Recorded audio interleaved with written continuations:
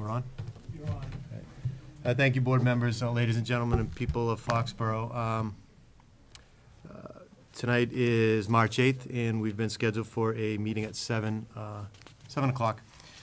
Before we get into the agenda, the reason I have the privilege of sitting here tonight as acting chairman is because Linda Walsh, who is the chairman, her mother passed away. Her mother passed away on Friday, Grace Berg, and she was, I'm sorry, I have it, 92. She was a resident of Foxborough High School, a very long time resident of Foxborough. So our wishes go out to Linda, and the services are tomorrow and the following day. Maybe Paul can lead us in the Pledge of Allegiance, and then if we could all stand for a moment out of respect for Linda and her mother for a moment of silent meditation. I pledge allegiance to the flag of the United States of America and to the republic for which it stands, one nation, under God, indivisible, with liberty and justice for all.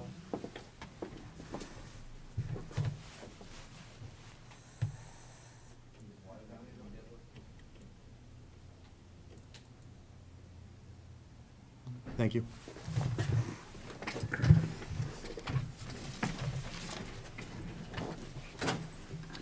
This evening's agenda, at 7 o'clock we have citizens input. At 7:05 we have a public hearing for the Gillette Stadium. The Kenny Chesney and the Zack Brown Band will be with us presenting tonight. At 7:35, Bill Yukna from the Foxborough Building Municipal Committee will be coming in to discuss the library project. At 8 o'clock, the Board of Selectmen, the Historic Committee, is going to present the proposed street name, McNamara. At 8:10, Dick Heydecker will return again this evening to talk about the discussion of the annual town report. It is posted as a warrant, but it's annual town report. And 8:20, the Board of Selectmen will be going into executive session to speak about real property negotiations and review of executive session minutes. At 7 o'clock, is there anyone here from Citizens Input? Dick?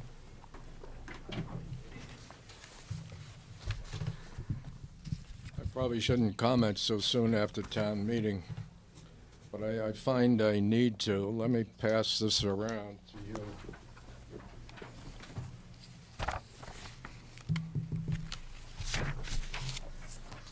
I asked a question last night on the authorization of Article 1, and it was answered by Randy, indicating they had discussed it internally at Town Hall, and that the article is to reimburse the account of the Highway Department expense.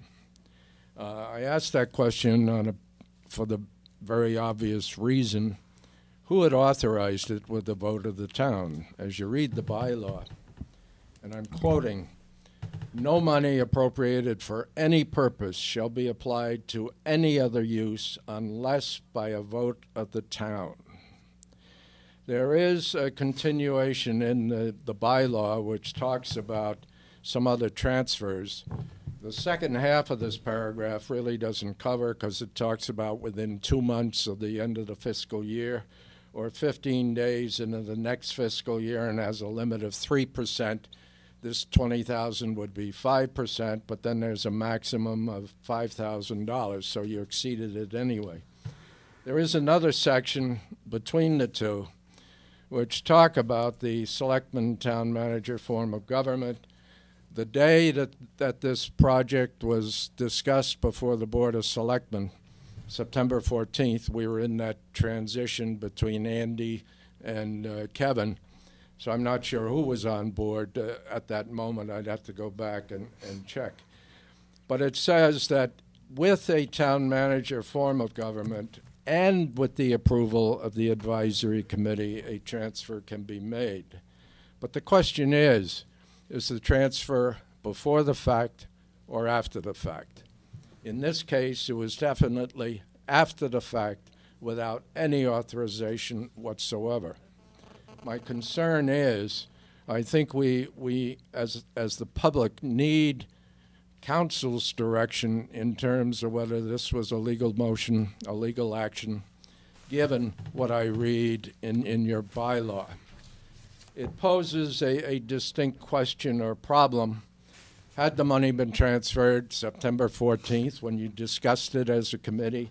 Had it been transferred previously through action at the advisory committee or at the annual town meeting, I wouldn't be up here tonight. But I'm concerned that the way it reads, no money appropriated for any purpose, we appropriated for the highway department, shall be applied to any other use except by a vote of the town. This, I think, is the primary legal question.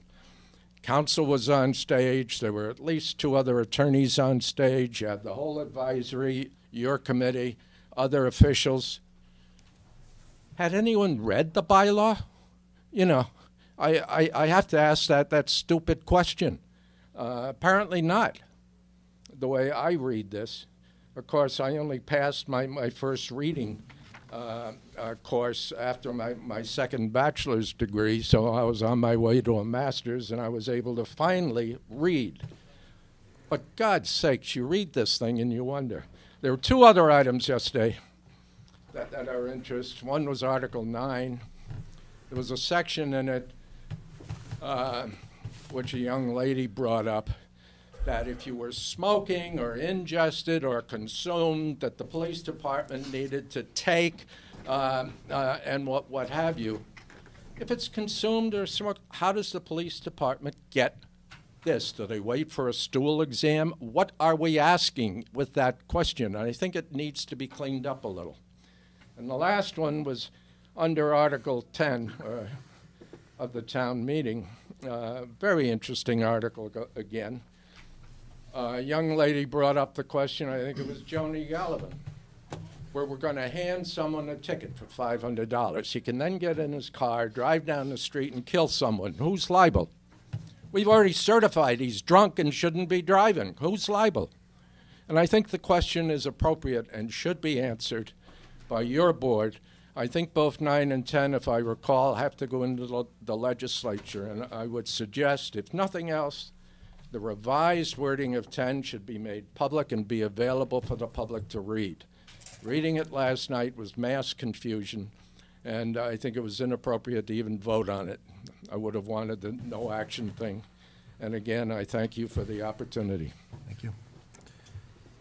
Kevin, you just came in late, but first question is I think it's the second time you've asked it, and I hear you're asking for the answer from legal counsel, and I probably agree at this point since it's come up a couple times.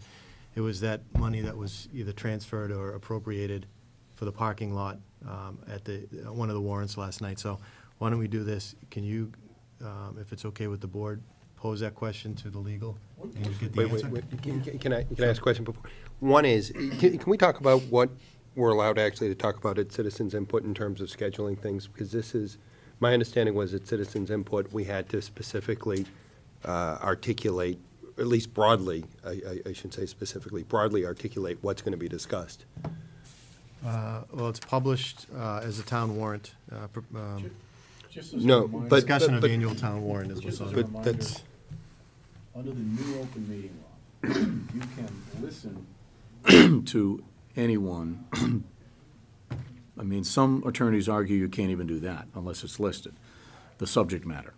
But one thing that is absolutely clear is that you cannot act unless what you're acting on has been put on an agenda and notice has been given to the public in the event persons want to attend or comment on whatever that agenda item is.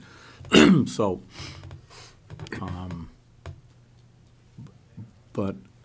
So I just want the board to understand that. So you actually can't take a consensus on something that's presented under citizen notes, and I apologize for that, but that's what the new law, it somewhat hamstrings us. But if I could ask, and I apologize for being late, but what is the issue? Because I could do something on my own. I don't have to have a board vote. I could take care of it for you anyways. but I don't know what the issue is, haven't come in. And that's all I was asking, is if you could take care of it, and whether it's going Yeah, to council or yourself. what is the question? It's the same issue the same question that Dick raised on the floor last night. If there's an appropriation for, if there's money spent, did we have the authority to do it?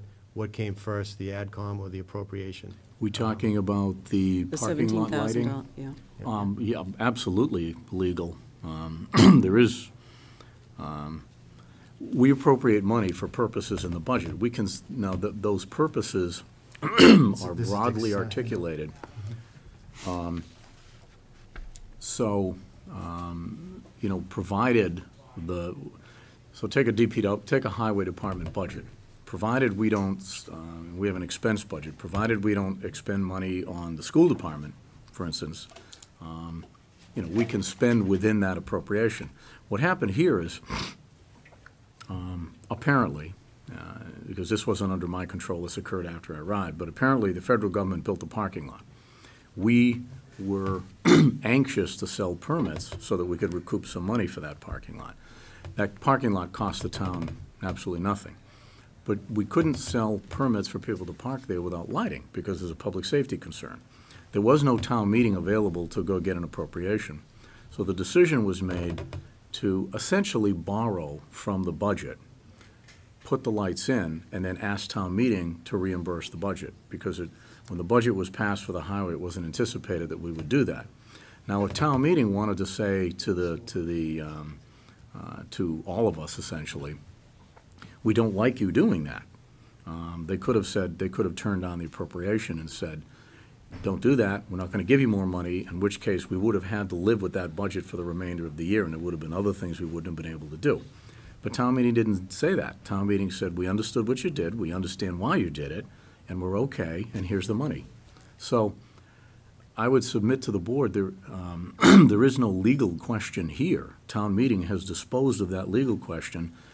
It's not a legal question, it's a political question, and town meeting has given us their answer. They are okay with what we did. So I would submit there is no legal question to put to town council. It's all perfectly appropriate. Chairman, can I talk with him tomorrow? He isn't reading the bylaw in terms of the actions that could have been taken and were not taken. And I think we need to clear this up legally. And I think that's what I was asking, that it's the same question that came up last night. It was answered last night. He brought it up again. Can you, whether it's working with the attorney or doing it yourself? I wasn't expecting an answer at this table tonight. Here's my answer, Mr. Chairman. Just because one citizen happens to disagree does not mean I'm going to spend the citizen's money to ask town council for an opinion. With all due respect, for the question, town meeting has spoken. Their word is golden. No one has the authority to tell them that they're wrong. Town meeting is the ultimate authority and the ultimate arbiter of what's right and wrong. Were town meeting last night about to take an illegal action, town council was right there, ready to say, you can't do that. When Dick asked the question, Randy and I leaned over to town council and said, is there any issue there? He said, absolutely not. Town meeting can do what it deems right. So he has rendered his opinion sitting right there at the meeting. Going back and asking him again is going to result in a bill, which we're then going to have to pay. And I'm sorry, but one citizen out of 17,000 has that question. I'm not going to spend the people's money to get an answer for it. Town council's already given the answer. The question can be asked another 100 times. It's the same answer. Mr. Chairman, can I ask him just to read what's in front of him? The bylaw does not say what you just said. I'd like to cover it with him tomorrow, and if he isn't satisfied with it, I'll get legal support to question it, and then you'll have to spend the money. I'm saying, look at it, read it, and tell me what the bylaw permits you to do, after the fact or before the fact. That's the issue.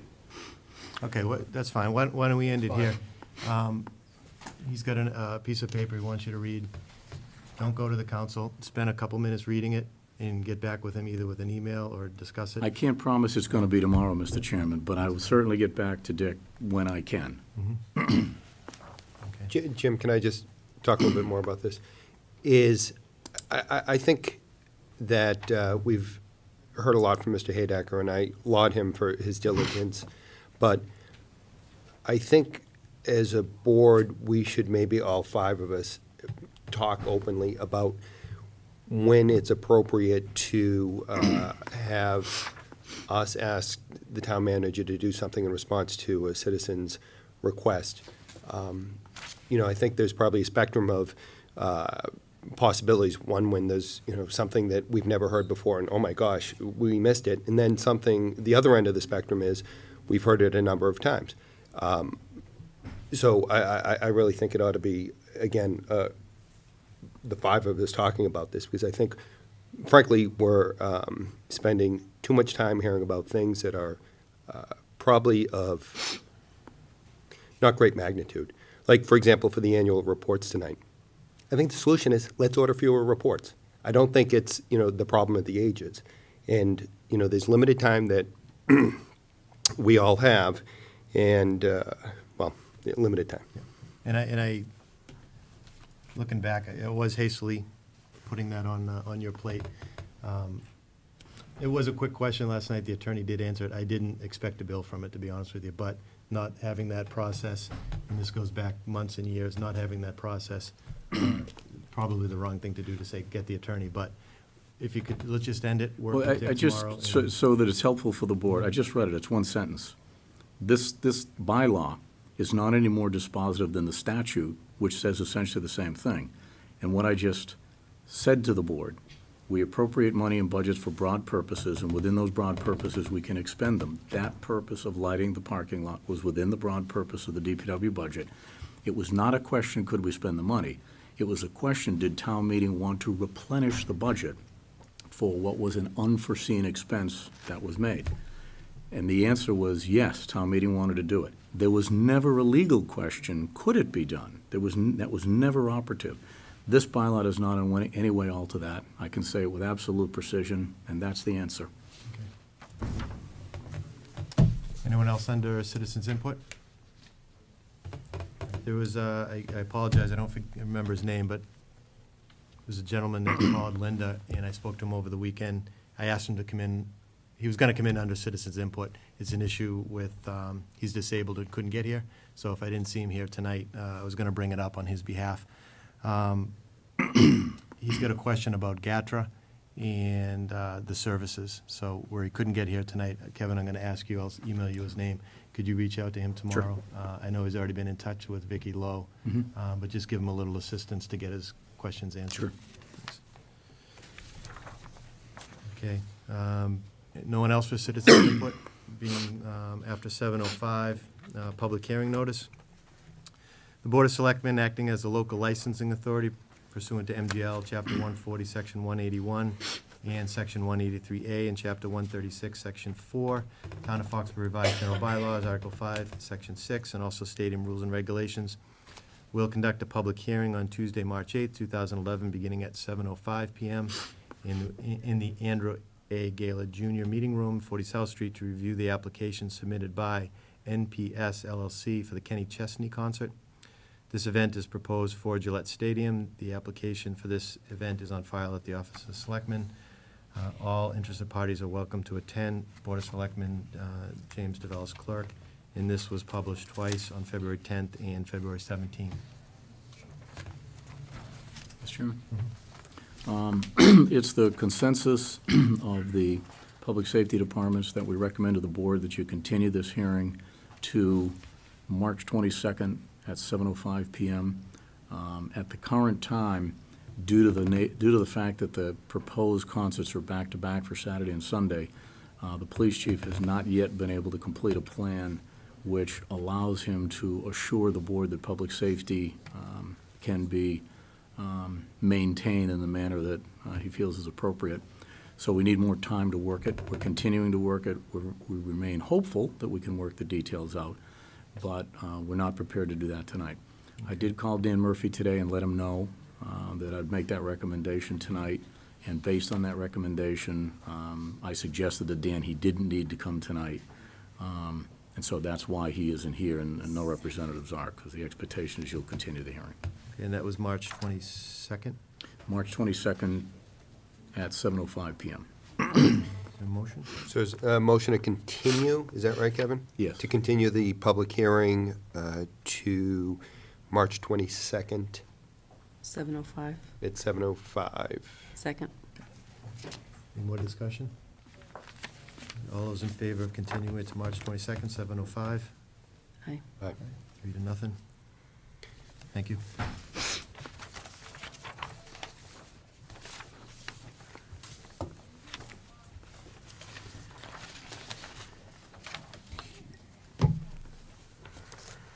And we've got, next agenda item is 7:35. We're running a little early, so I don't think we can talk about it, but we can go into the action items for 10 minutes. There are 4 sets of meeting minutes, January 11th, January 25th, February 8th, and February 22nd. We only have 3 of us here, but one of the few beauties of having 5 people is we have a quorum still, so I would like to review the 4 meeting minutes and go through those. I'm okay with them all. Yep.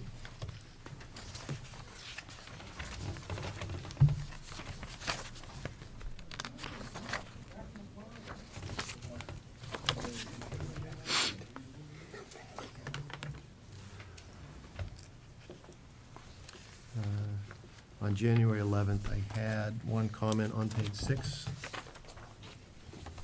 in the last paragraph, which starts Linda Walsh feels.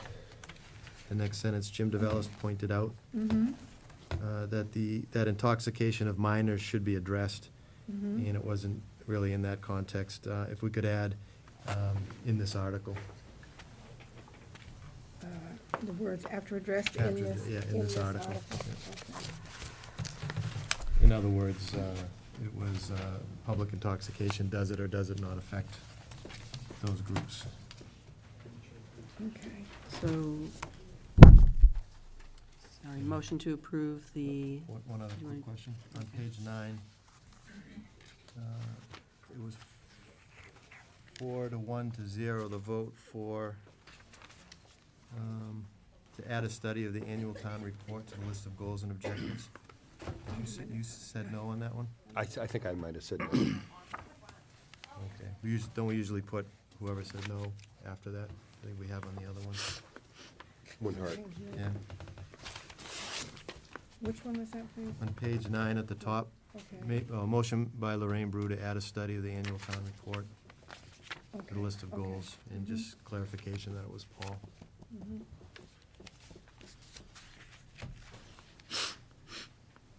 That's the only thing I had. motion to approve the meeting minutes from January 11th, 2011. Second? Any discussion? All in favor? Aye. 3-0. January 25th meeting minutes. I was okay with. Motion to approve the minutes for the 25th of January? Second. Any more discussion? All those in favor? Aye. Aye. Okay. 3-0. February 8th.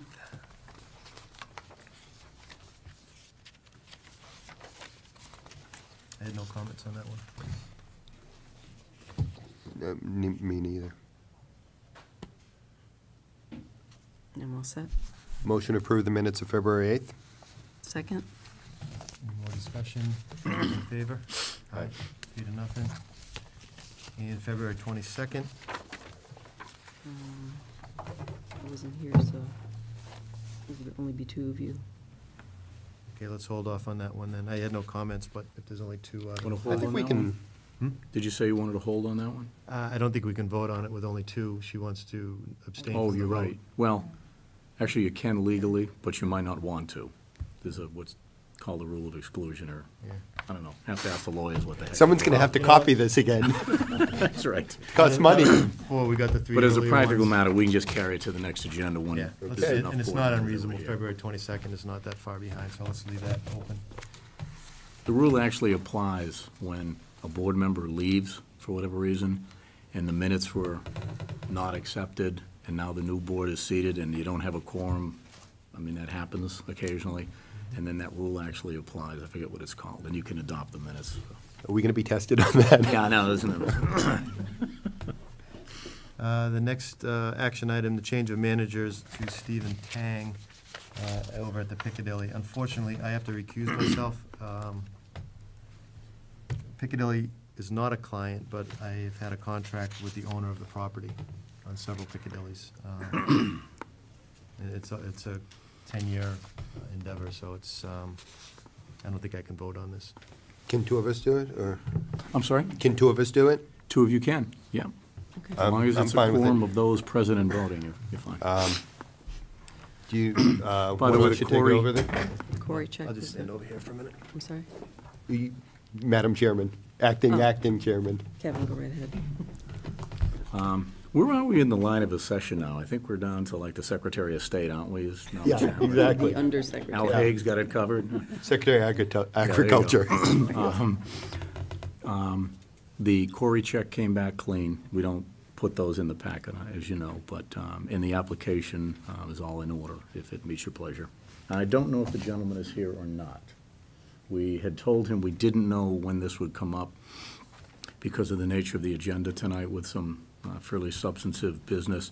So if the board is okay with the package and the clean Corey check, fine. If you're not, we'd be happy to put this on another agenda and have him come in, whatever your preference. I'm personally satisfied with it. I'm fine. I don't think we ever have had problems with them. So I would make a motion that we approve the change of manager for Piccadilly Pub. Second. All those in favor? Aye. Thank you. There you go.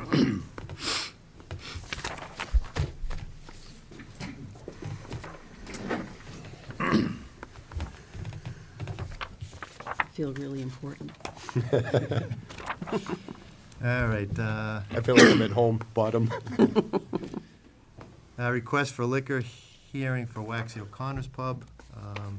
This was a letter that was submitted to us by the police department citing 3 issues back in December 23rd, December 24th, and February 6th, I think, 2011. I think this needs a word of explanation to the board. Town council has suggested a new procedure with respect to potential liquor license violations. When it is the case that there are police incidents at establishments holding a liquor license, those incidents are reviewed by council, the police chief, and myself to determine if it is the nature of those incidents that we would, A, consider them an issue that should come before the licensing authority, the board, and B, are issues for which we can present to you sufficient evidence that you would be able to consider some sort of action if you find that there was an inappropriate action. In this case, we've conducted that review, and counsel has indicated that the appropriate procedure, the procedure he likes to follow, and different lawyers prefer different approaches on this, but he likes basically to put this before you with the issue listed almost as a preliminary hearing, if you will. The board reviews this. We can't give you more information because that would perjure your ability to remain neutral and objective when you hear the final case.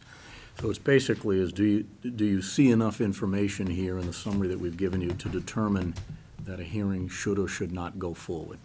And then if you determine it should not, then that ends the matter. If you determine that it should, then a full hearing with full evidence is presented to the board at a subsequent date.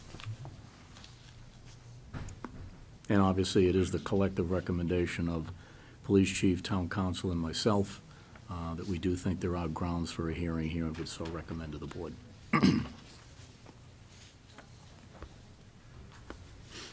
So we need a motion to schedule a hearing? Yes. Okay.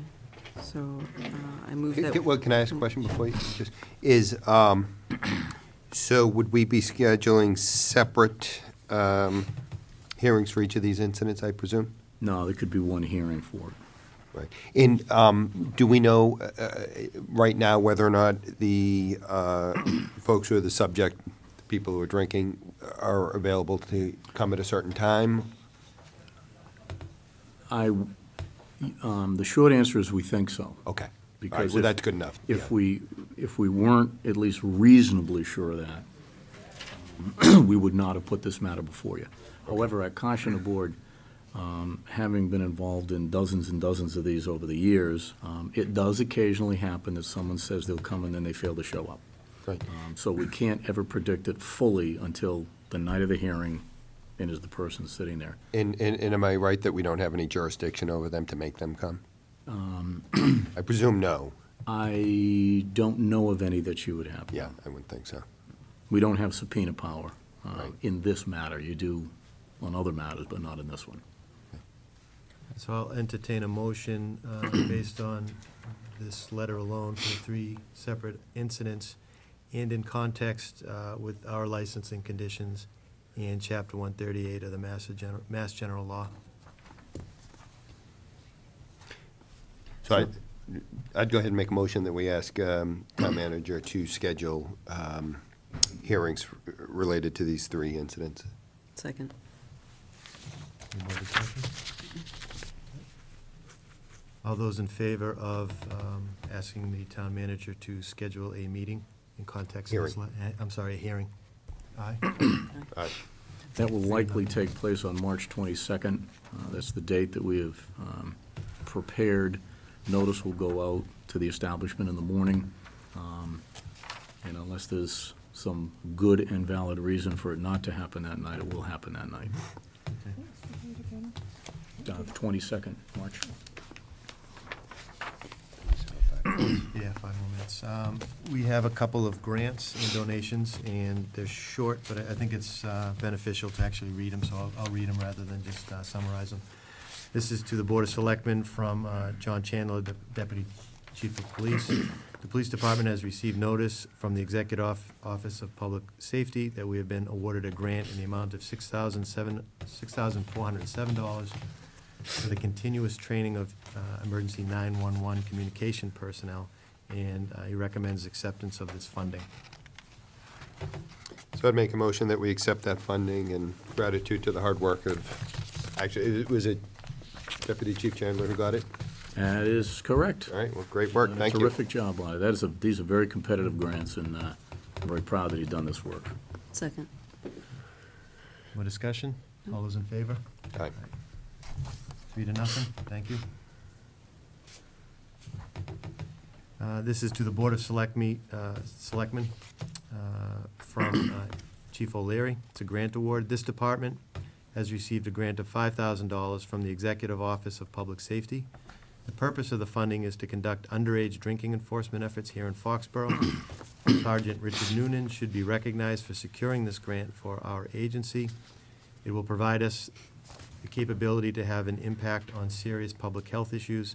I'm asking the Board of Selectmen to accept this grant funding for use by the department, and again, it's $5,000. Motion to accept and gratitude for Sergeant Noonan for the great work. Second. Any more discussion? All those in favor? Aye. 3-0, thank you. And this is a donation of $150 from the Foxborough VFW for the Bill Hocking Memorial Fund. So it's a motion to accept that donation with gratitude. Second. All those in favor? Aye. Thank you to the VFW. And here is a donation of $250 from the Foxborough Cable Access for the John F. Kennedy Library and Museum Pass Renewal. The Board of, this is from Jerry Cirillo. The Board of Trustees requests Selectmen's approval of a gift to the Boyden Library in the amount of $250 from the Foxborough Cable Access. Motion to accept with gratitude. Second. Any more discussion? All those in favor? Aye. 3-0, thank you, Jerry.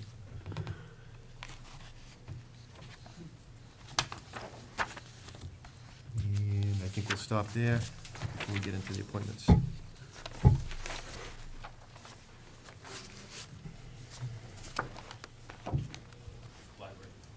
Yes, please.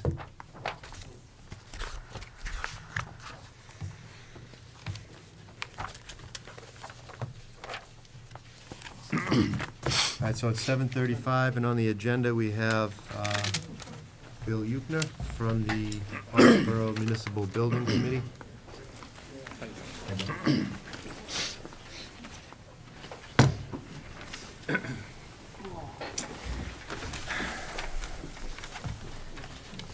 start by thanking you for taking the time to meet with us, so we can review some concerns we have and kind of give you an update on the library project from our perspective. I did hand out, or left some items for you guys, which basically entailed three different components. First one was a letter which basically stated where the project has come from, what the timing has been, and the current status of it. Brief synopsis of that is, town funded the project back in May. We hired an OPM in the summer timeframe. We hired a architect in the late fall, and the process of developing the plans to build the project began. In the first two components, the building committee had the same course of business it's always had, which basically was to manage the project. As typical with any project, we obviously involved the end user to have their input and their guidance. During this process, we developed, I thought, a good relationship relative to hiring the OPM. We brought in what we thought was OPM, I'm sorry. owner's project manager. Under state law, any project over $1.5 million has to have a project manager. So we brought in one that we felt that was very qualified to handle this project, had involvement in previous libraries, and has significant construction background. The designer side or architect, same process was followed. Obviously, public notice given, number of proposals presented, and an architect was hired, Leonard Laden-Bartel. And basically, again, experience in the library industry, a decent background from references, everything, as we would hope for on a project like this. In the December timeframe, the project seemed to be progressing as we would have expected it. One of the concerns was that the initial design that was presented to the town meeting was a design that was done back in the mid-2005, 2004 range by a company called Best Jocelyn, an architectural firm that no longer exists. The design itself, the schematic part of it, was worked on by the library building committee. And admittedly, from day one, we all knew it had issues that had to be resolved, programmatic issues that didn't quite work well.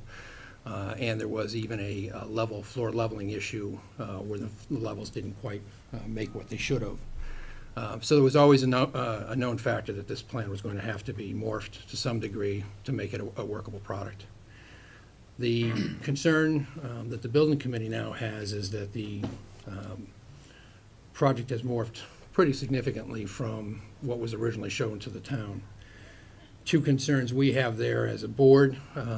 First one is that obviously we represent the town and the taxpayers, and I think that while we've been told the aesthetic side of it is not our venue, obviously I feel, and I think the board feels the same way, that if as a group we have strong feelings of the aesthetics of the building, and we're just a 9-member board, we feel that obviously that the taxpayers also may have some concerns, which was not the case at the town meeting.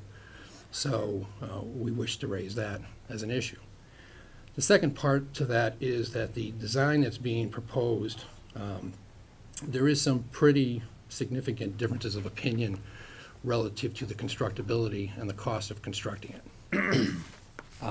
The design currently under consideration has a cantilever design which extends out 20 feet from the lower level of the building. And as most of my board has been involved in construction for a number of years, and has the OPM also has been involved in the same sense, we have a serious concern as to the cost differential for building this cantilever design versus building a standard block-on-block building. And so I think from that perspective, we raise those concerns. The cost estimator, AM40, who we've used on other projects in the past, was given information by the architect. And basically, between the architect and the cost estimator, they came back with a number that basically net to the town would be about an $18,000 increase. And when I say net to the town, it's because they really had about a $44,000 increase relative to the steel component. But because there was a square footage difference between the two designs that they were looking at the time, they came back with an $18,000 difference. Still, the building committee and the OPM have a concern on that level, because anybody who has been in construction realizes it's not just a matter of steel when you talk about a design like this. You're talking about the issues that a general contractor is going to see relative to the design and the building of that design. You're talking about the lever point in which that steel sits on and the need to beef up the materials underneath it as they go to the ground level to support it. You know, you're talking about the maintenance of an item that now has an exposed underneath section, which would not be existent when it was a stacked building. So I think from those concerns, you know, we came up with, you know, numbers that we felt were, you know, going to be a lot more expensive than the $18,000 that was being proposed. And again, I think you're looking materials, labor, and construction. If you talk to pretty much any contractor, they're going to have a different view of the way a building design like this, the way they would price it, because they have different risks involved as well. So again, that's outside of just the cost of materials. I think from our other side, we looked at the one of the comments or one of the feelings was on the amount of glass that's in the structure that is currently being proposed. And while from the inside it would have a very nice effect, because basically the entire stairway is enveloped in glass, and the entire upper level front, as it faces Baker, and to the right side appear to be glass. There's a number of concerns we have there. First of all, you have a maintenance issue around glass that you have to deal with long term. Second of all, you have a heating and air conditioning load difference that you have to deal with when you have that much glass involved. And one of the third concerns that quite honestly comes up, and people I don't think always think about, is the fact that this is going to be, you know, 20 plus feet up in the air over the neighbors, and that glass is going to be, you know, basically an invasion of privacy to some degree as well. So, you know, while you want a fair amount of glass in any building to bring in, you know, natural light and controls of that way, you know, we're concerned that the current design may not be what they really will end up with or should end up with from that perspective. The building committee also has had a kind of a long-standing standard of design that we have worked on in almost all the buildings we've been involved with. And over the last 13 years that I've been on the board, and many of my members have gone back as far as 24 years, you know, we've really tried to, over the time, build buildings that are more and more maintenance, I don't want to say maintenance-free, because nothing's maintenance-free, but more and more controllable as far as maintenance costs, and are more and more operating level control as far as, you know, heating, electricity, and so on. We've gone to a degree, and if you look at our larger projects, the schools, as an example, bringing in very high-end heating systems, and in doing so, getting much better warranties, getting much better efficiencies, and also getting very large rebates from the gas and electric companies on those installations. We've also gone to a degree where we, as a community, don't like flat roofs because we've had nothing but problems with them in upgrading the level of materials that we use on our roofing systems. And the reason I bring these concerns up is that we feel now that if we're going to be potentially very tight on this budget for reasons of design, which we think we could have eliminated, we're also going to be facing the need potentially down the road to have to shortcut some of these items, which will then again be a cost to the community down the road to maintain and to take care of. One of the other concerns that we had from the beginning, and we were kind of led to believe it wouldn't be an issue, but I think as the design further morphed, it may have created another problem, and that is that there's a concern that we will have to go back in front of the Zoning Board of Appeals for a variance change as well, which is another delay in time. The problem with the delays in time that we see, and the fact that this process has taken so long to get to where we are today, is that all of our contracts are based on an assumed amount of time for design and an assumed amount of time for construction. And in fairness to any of the contractors we're dealing with, which both the OPM and the architects, you know, any time that's stalled or delayed here is time that they've spent, and that they get delayed as well. At this point, the building committee is kind of at a crossroads, and quite honestly, we're in very uncharted territory from our own perspective. We've always enjoyed a very good working relationship with any of the boards that we've dealt with. The school committee, which is very similar to the library relative to their powers over the buildings and them being obviously in a separately elected board, has always granted the building committee full control of the projects. They have sat on our board as non-voting members to help us and guide us through relative to programmatic issues. I don't know of any issues that we've ever done with them that they haven't been pleased with the outcome on and the fact of their input into the project.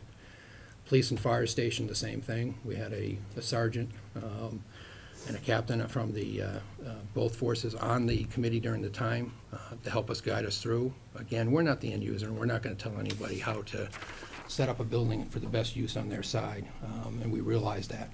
But we do feel that we have a certain level of expertise when it comes to controlling the cost and design of a building to make it as efficient and as, you know, well accepted by the community as possible. That said, we're not the end all be all when it comes to design, and if someone obviously feels that the design criteria that we use is incorrect, that's fine.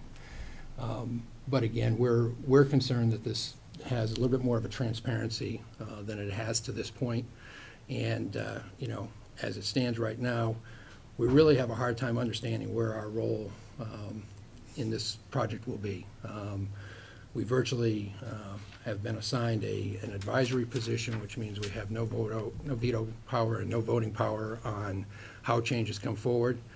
And quite honestly, if we haven't been effective in communicating our concerns on the couple of very large issues that are facing the project right now, I see very little you know, impact that we'll have as we move forward on this project. I'll start off. First, I want to thank you for coming up. We haven't worked together, but I know your reputation. You're a volunteer. Mike, you guys have years, many years working on very successful projects, and you know, you're an appointed committee, and from my experience, you've done great work. On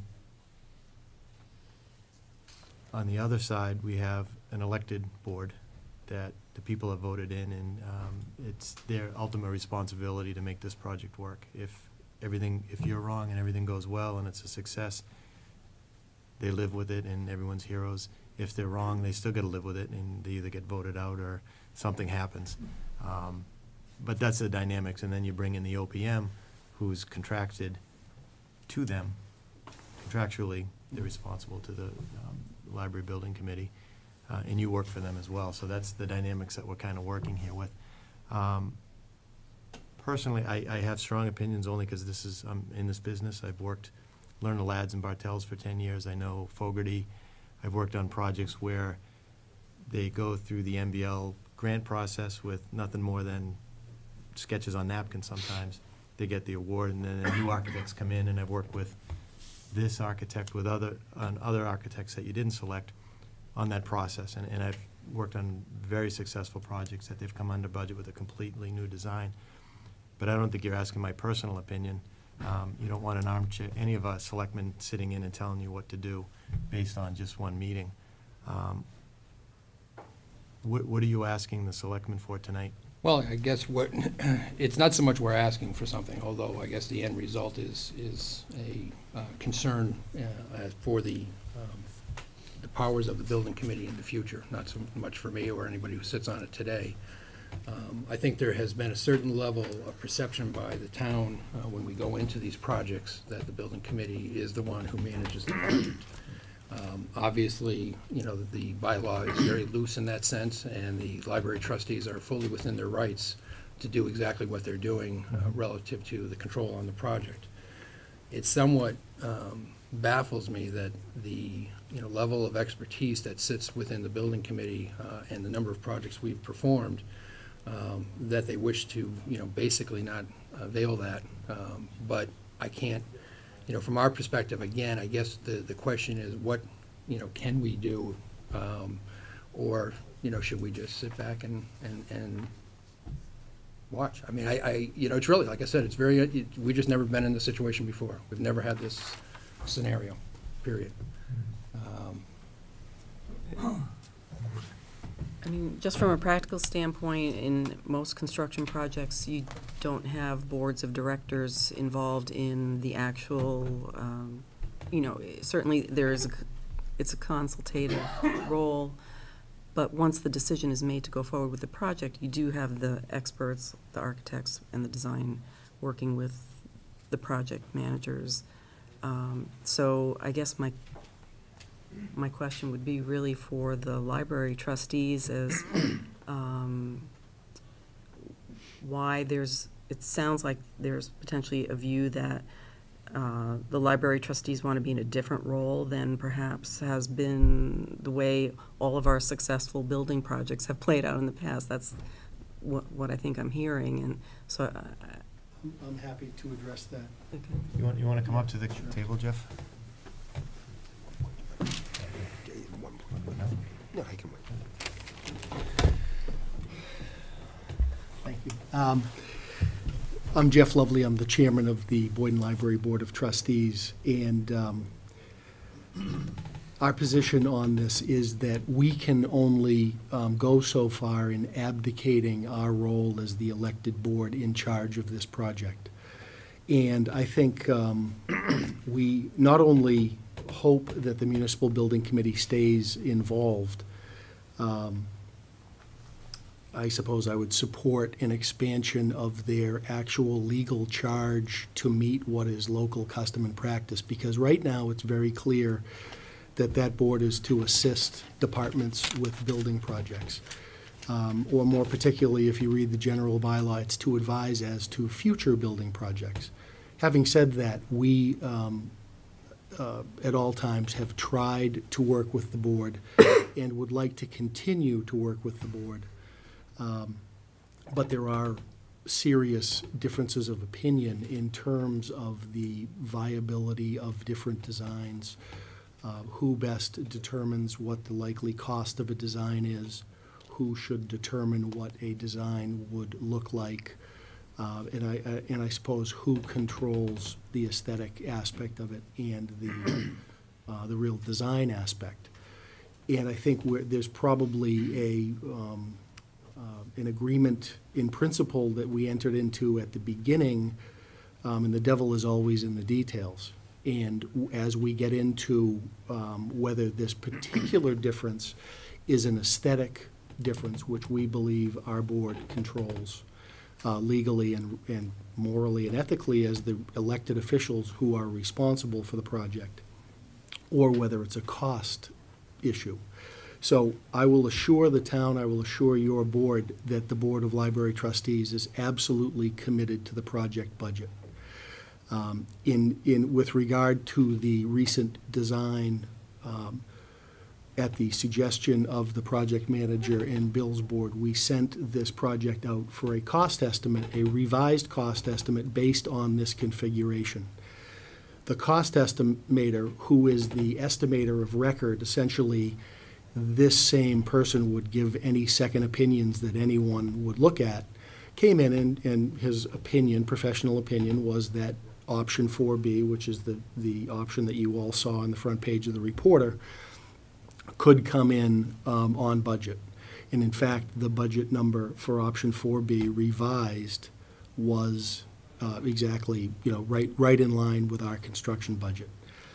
So then the question becomes, okay, how far are we going to change our position based on what I would view as sort of an abundance of caution or an assumption that, yes, anything bad can happen? We got the cost estimate, we sat down with the project manager, we sat down with the architect, and we asked them point blank and repeatedly, can the project be built within the cost estimate and the budget? And the answer was yes. The construction contingency is a little bit less than we'd like to see, but this is not out of line and it can be built. That's taking into account the unusual design, et cetera. So once we sort of hit a fork in the road, because we believe very clearly, and I did at some point draft a memo that said, the buck stops here. The library is responsible for this project. We have a board that is charged with assisting us. We continue to ask for that assistance.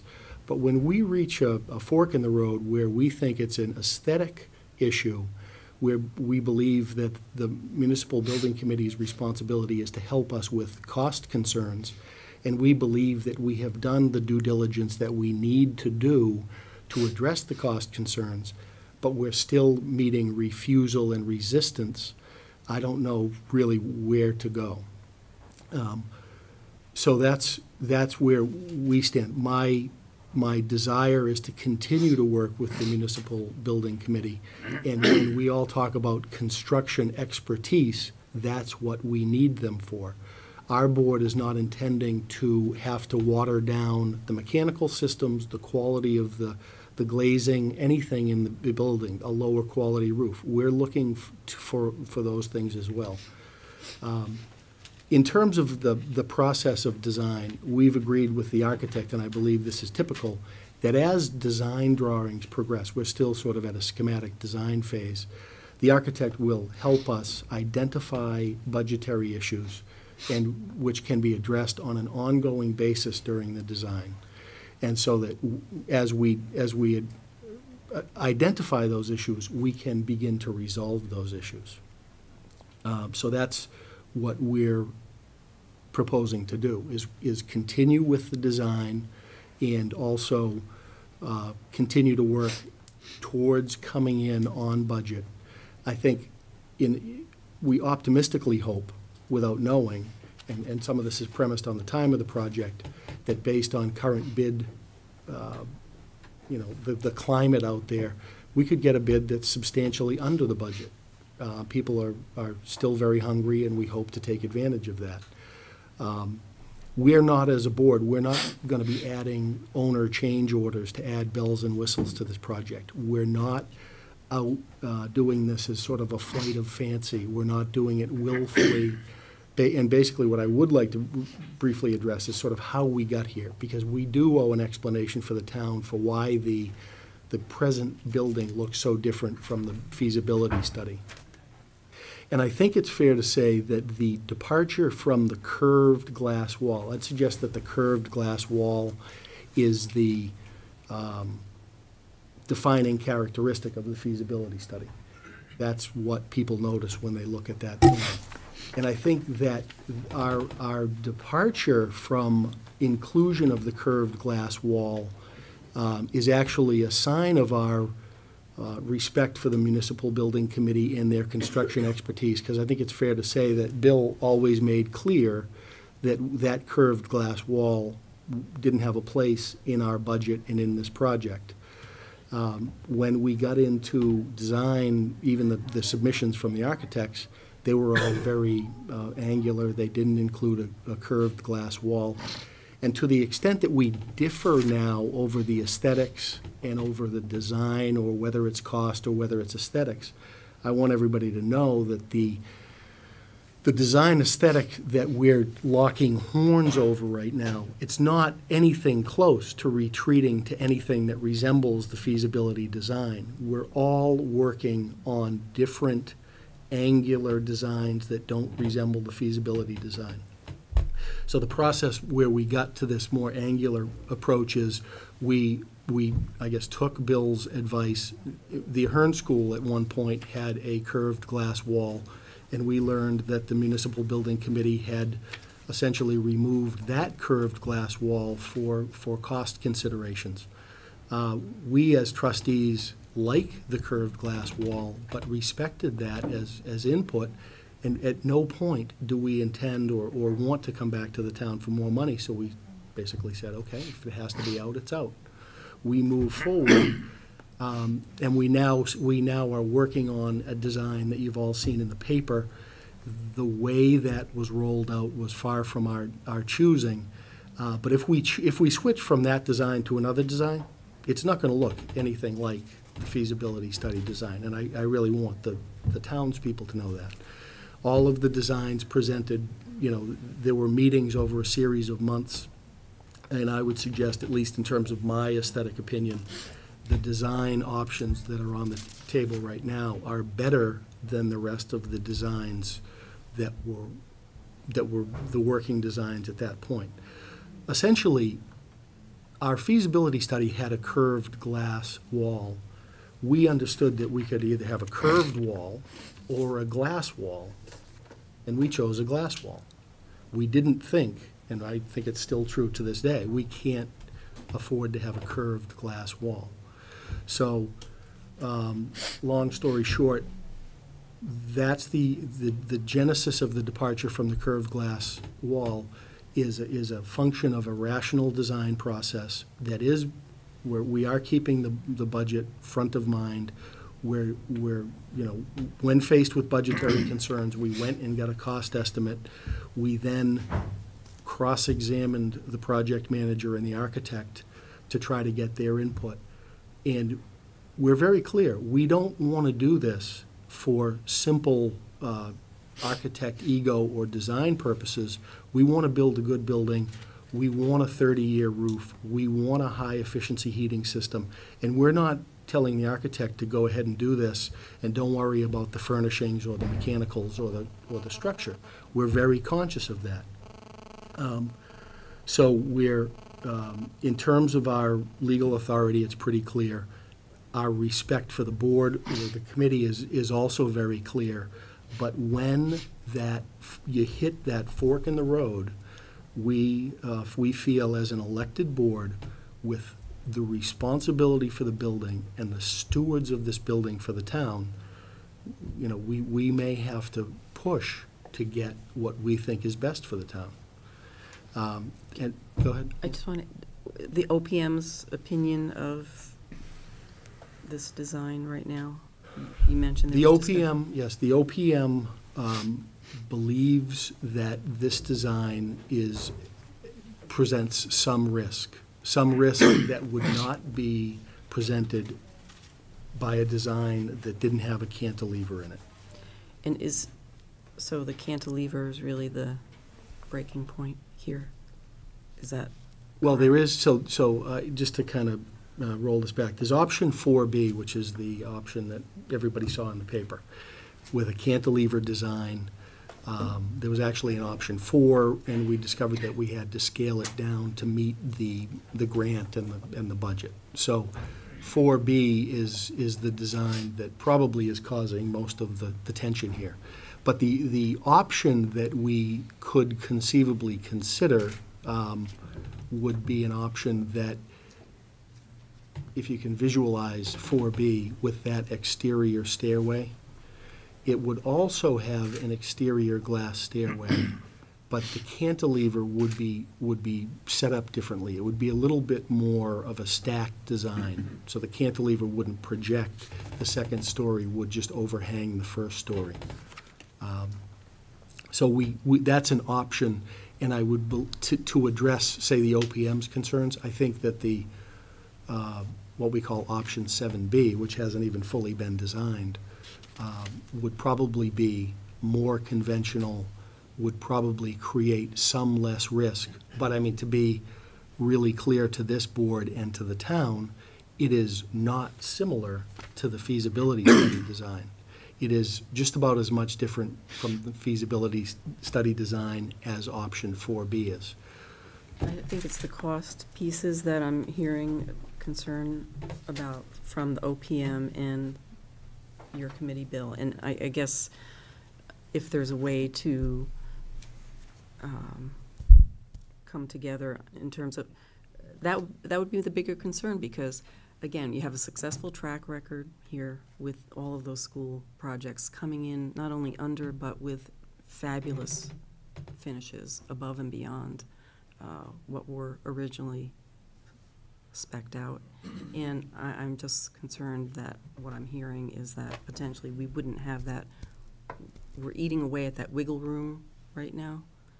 And I'm just suggesting that, you know, perhaps jumping to this other unfinished version, like how much design, you're gonna be spending an awful lot of money on redesigning.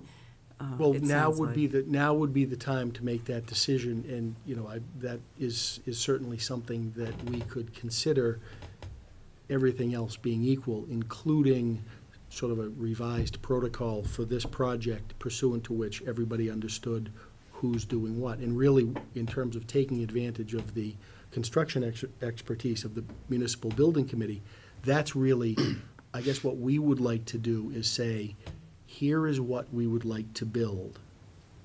That looks pretty much like this, and within reason, we would like you to help us build it.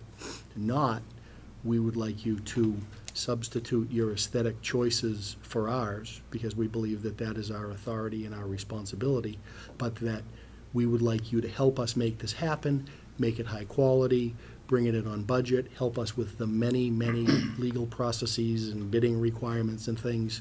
And that's really, and that's sort of what my operating philosophy has been throughout. We didn't start off this process and say, no, we're going to run the show. We adopted what is the local custom and practice.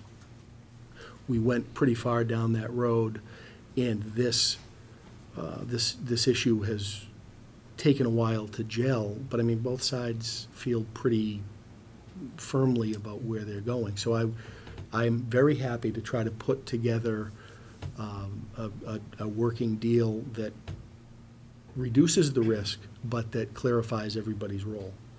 I don't know whether that's gonna. When Bill initially called and indicated that there was trouble in paradise, I had a conversation with him on the phone, and then subsequent to that, Jeff and Randy and I sat down and met. And it became fairly apparent that the question here, the conflict basically, setting aside for the moment questions of design and all that, the basic conflict was which agency, the building committee or the library trustees, was going to be the lead entity in constructing the project. That was the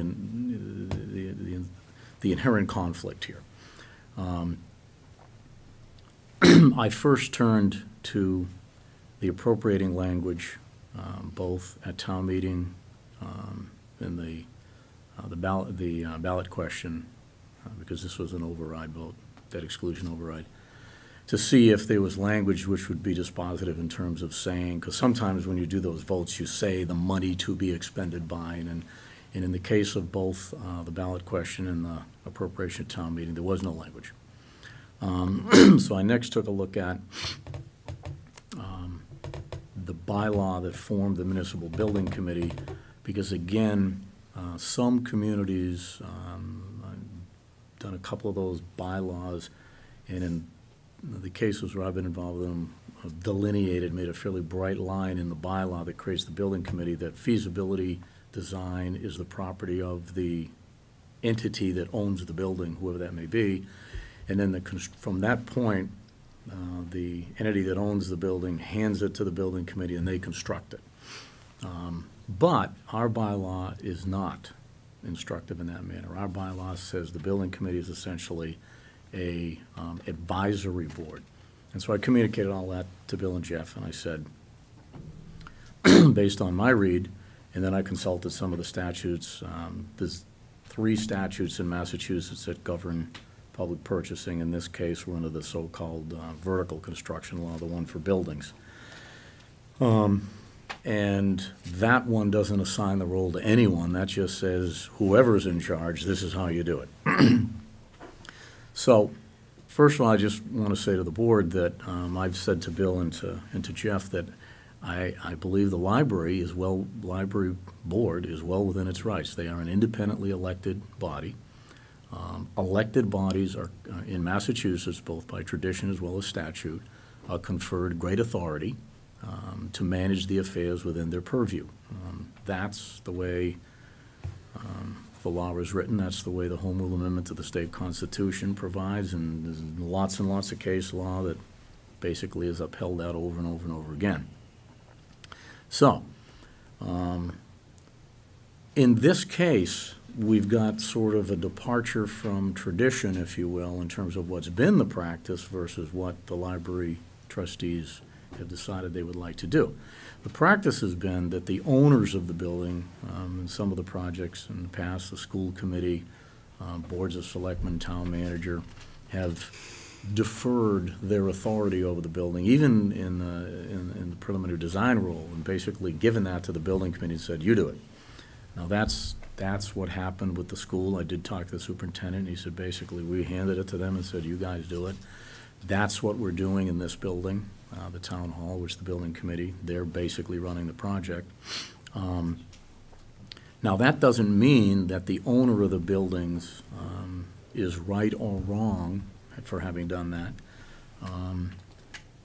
And it doesn't mean that the library board is wrong in wishing to assert its authority. It's perfectly legal for it to do so, and I think that's absolutely without question. But it is a departure from what the tradition has been, if you will.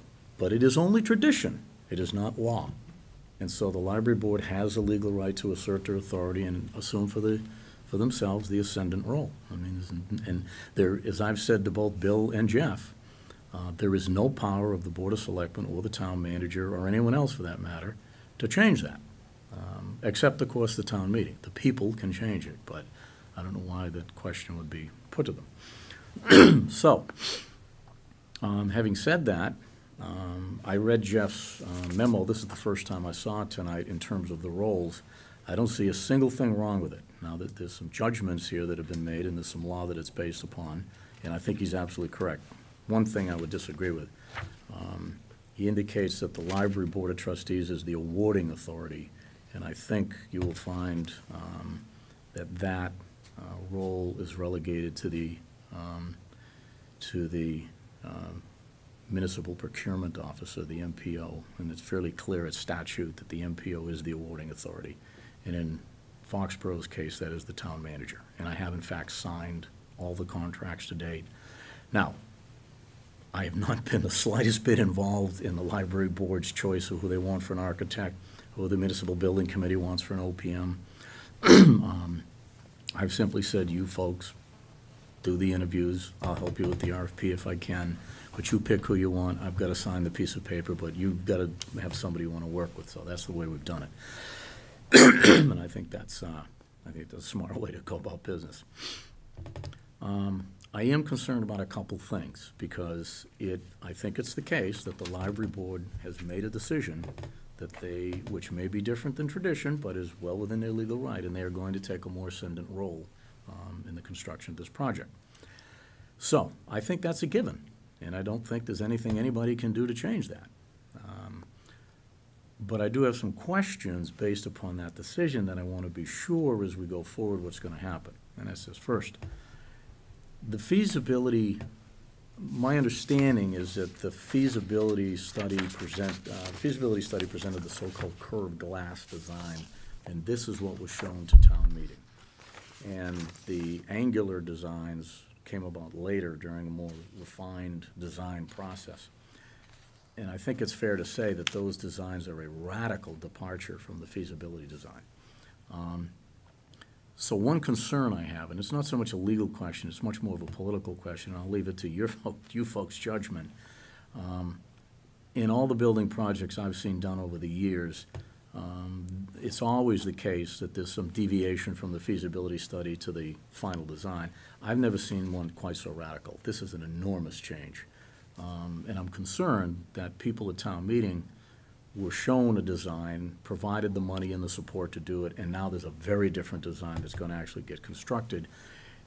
And frankly, I'm concerned with what the reaction to that will be. So that's just a question I pose. It's not a conclusion.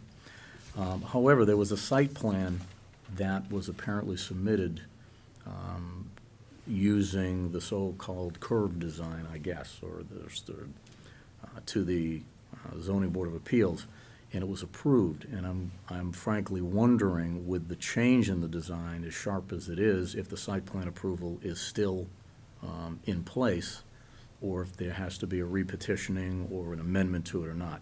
I raise that question to the library board's attention because I think it's something that needs to be asked and answered. May not be a problem, but I think it needs to be asked and answered to be sure. And I will address that and chime in, but we actually received a series of variances and a series of special permit findings to expand and alter a pre-existing non-conforming use in building.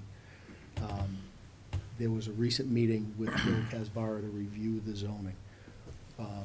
I believe that there is possibly one aspect of this that may require a visit back to the Zoning Board of Appeals, although I haven't had a chance to review it with Bill.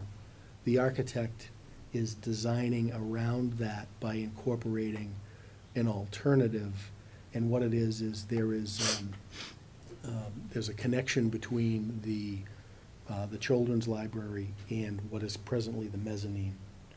And the architects proposed to build an exterior bridge suspended from the concrete overhang that surrounds the entire top floor of the library.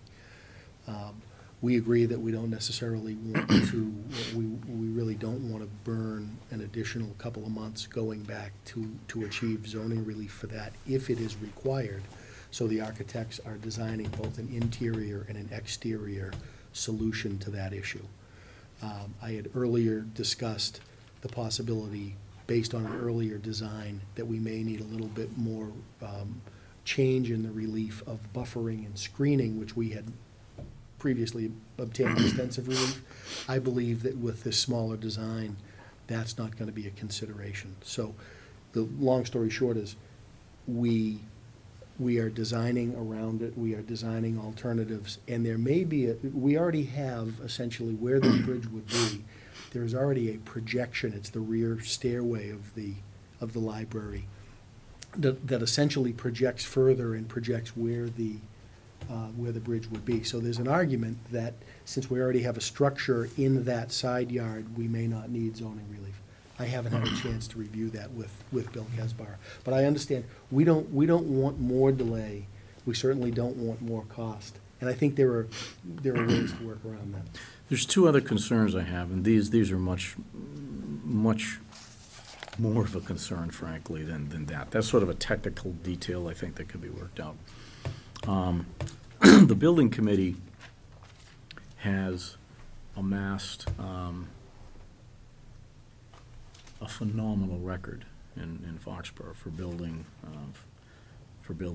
buildings, and I thought I knew public construction law pretty well till I sat down with Bill at breakfast one morning and got pretty humbled pretty quick.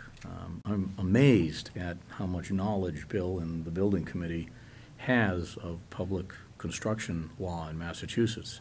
Believe me, it's not something that you find very often. And the reason is because they've built a lot of buildings. And so they know what the thresholds are for having to have an OPM and when you need to get the person involved and what the law requires for pre-qualification of bidders and file sub-bid laws. They know all this stuff because they've done it 100 times. The library board, I don't think, knows that because the library board hasn't done it. So you need two elements when you're building a public building. You've absolutely got to have people who understand construction, both with respect to the overall management part of it as well as the building trades, and we've got a building committee that's got lots of good people that have got all sorts of expertise and a proven track record. And you've got to have the body that has the decision to make the aesthetic concerns, the design concerns. I happen personally to favor having the ascendant authority be the body that has the knowledge of how to build the building. I think that works best. That's just my bias. And the advisory component being the body that has the right to decide the program design and the design of the building. I think we've got it flipped here, and I'm going to just say that clearly. I'm not sure this is the best way to go forward. That's just my 2 cents on it. But I recognize the library board's right to do it if they decide that's what they want to do. There's a reason, I think, in the case of the other building projects in town, that they've given the building committee the right to have the ascendant role, and that's because I think it ends up building the best building. So, I have been told by Bill that some of the members of the building committee may not choose to participate if they are in the subordinate role. I don't know if that's the case or not, but I will say plainly this. If that is the case and we're going to lose their expertise, I'm extremely concerned about this building going forward and being built without that body of expertise. The voters clearly gave to the library board through charter, through the special act and other provisions, the right to be the authority that decides on all things library. But the voters also gave to the building committee the authority to build buildings, and it was clearly anticipated in that vote that they would build the buildings. So I think we've got a bit of a disconnect here, and I'm concerned about that. Okay, Most just seriously clarification, because- saying the voters gave the building committee the authority, it's through the selectmen being appointed, is that what you're saying? No, the voters gave the building committee the authority to build municipal buildings. And it was clearly not anticipated in that bylaw, because I've seen lots of them. In fact, when I was in Hingham before I came to Foxborough, interestingly enough, we looked at the Foxborough bylaw because they were just passing one. And I suggested to them, Foxborough is a good one, but you might want to look at a couple others where they laid out who does what a little bit more precisely, so that to avoid exactly this problem, exactly this issue. So I'd be very concerned about the building going forward in terms of construction without the building committee's expertise. It's a proven quantity. There's a reason cities and towns everywhere, a lot of them, are now turning to permanent building committees. The old model years ago was every time you're going to do a new building, you get an ad hoc group together, typically the people who own the building and controlled it, and they built the building. And they didn't have expertise in building trades, and they didn't have expertise in these incredibly complex laws that we're dealing with in Massachusetts with respect to public buildings now. So people started thinking, well, let's have a standing building committee that builds our buildings, and towns all over the state have done it, and Foxborough was very wise to do it many years ago. I would be very, very worried about losing that expertise, very worried. And the last thing I would like to comment on, when Jeff and I had talked in my office, he had expressed a thought that if the library board was going to exercise the ascendant role, they weren't sure that they were happy with the owner's project manager that was currently on the job. And I said to Jeff, if you're not happy with the OPM, then you need to get a new OPM. Now, the reason I said that, again, without making a judgment about who should be running the project, because there's laws that say who should, and the choice has been made. But it is very much the case, the owner's project manager is not called the owner's project manager for any reason other than the fact that they are the manager for the owner. And the library board is the owner. You can't have an OPM working for an owner when the owner doesn't want the OPM working. It's as simple as that. The OPM is your eyes and ears on the project. They're the person who has to be loyal to and responsive to the owner, whoever that is, be it the building committee or be it the library board. So if there is a problem there, then it needs to be alleviated.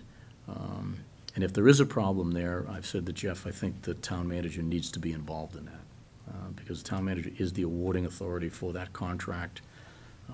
My name is on that contract, and I don't think anything can move forward one way or the other without the town manager's participation. And so I would offer that assistance, again, if there is a problem. But I can't say strongly enough, the OPM has got to be the representative of the owner, whoever that is. Can't have divided loyalties. It's not, can't work. I'd like to address something on that, Kevin, though. And I feel very strongly about this. And again, as one member of a 9-member board,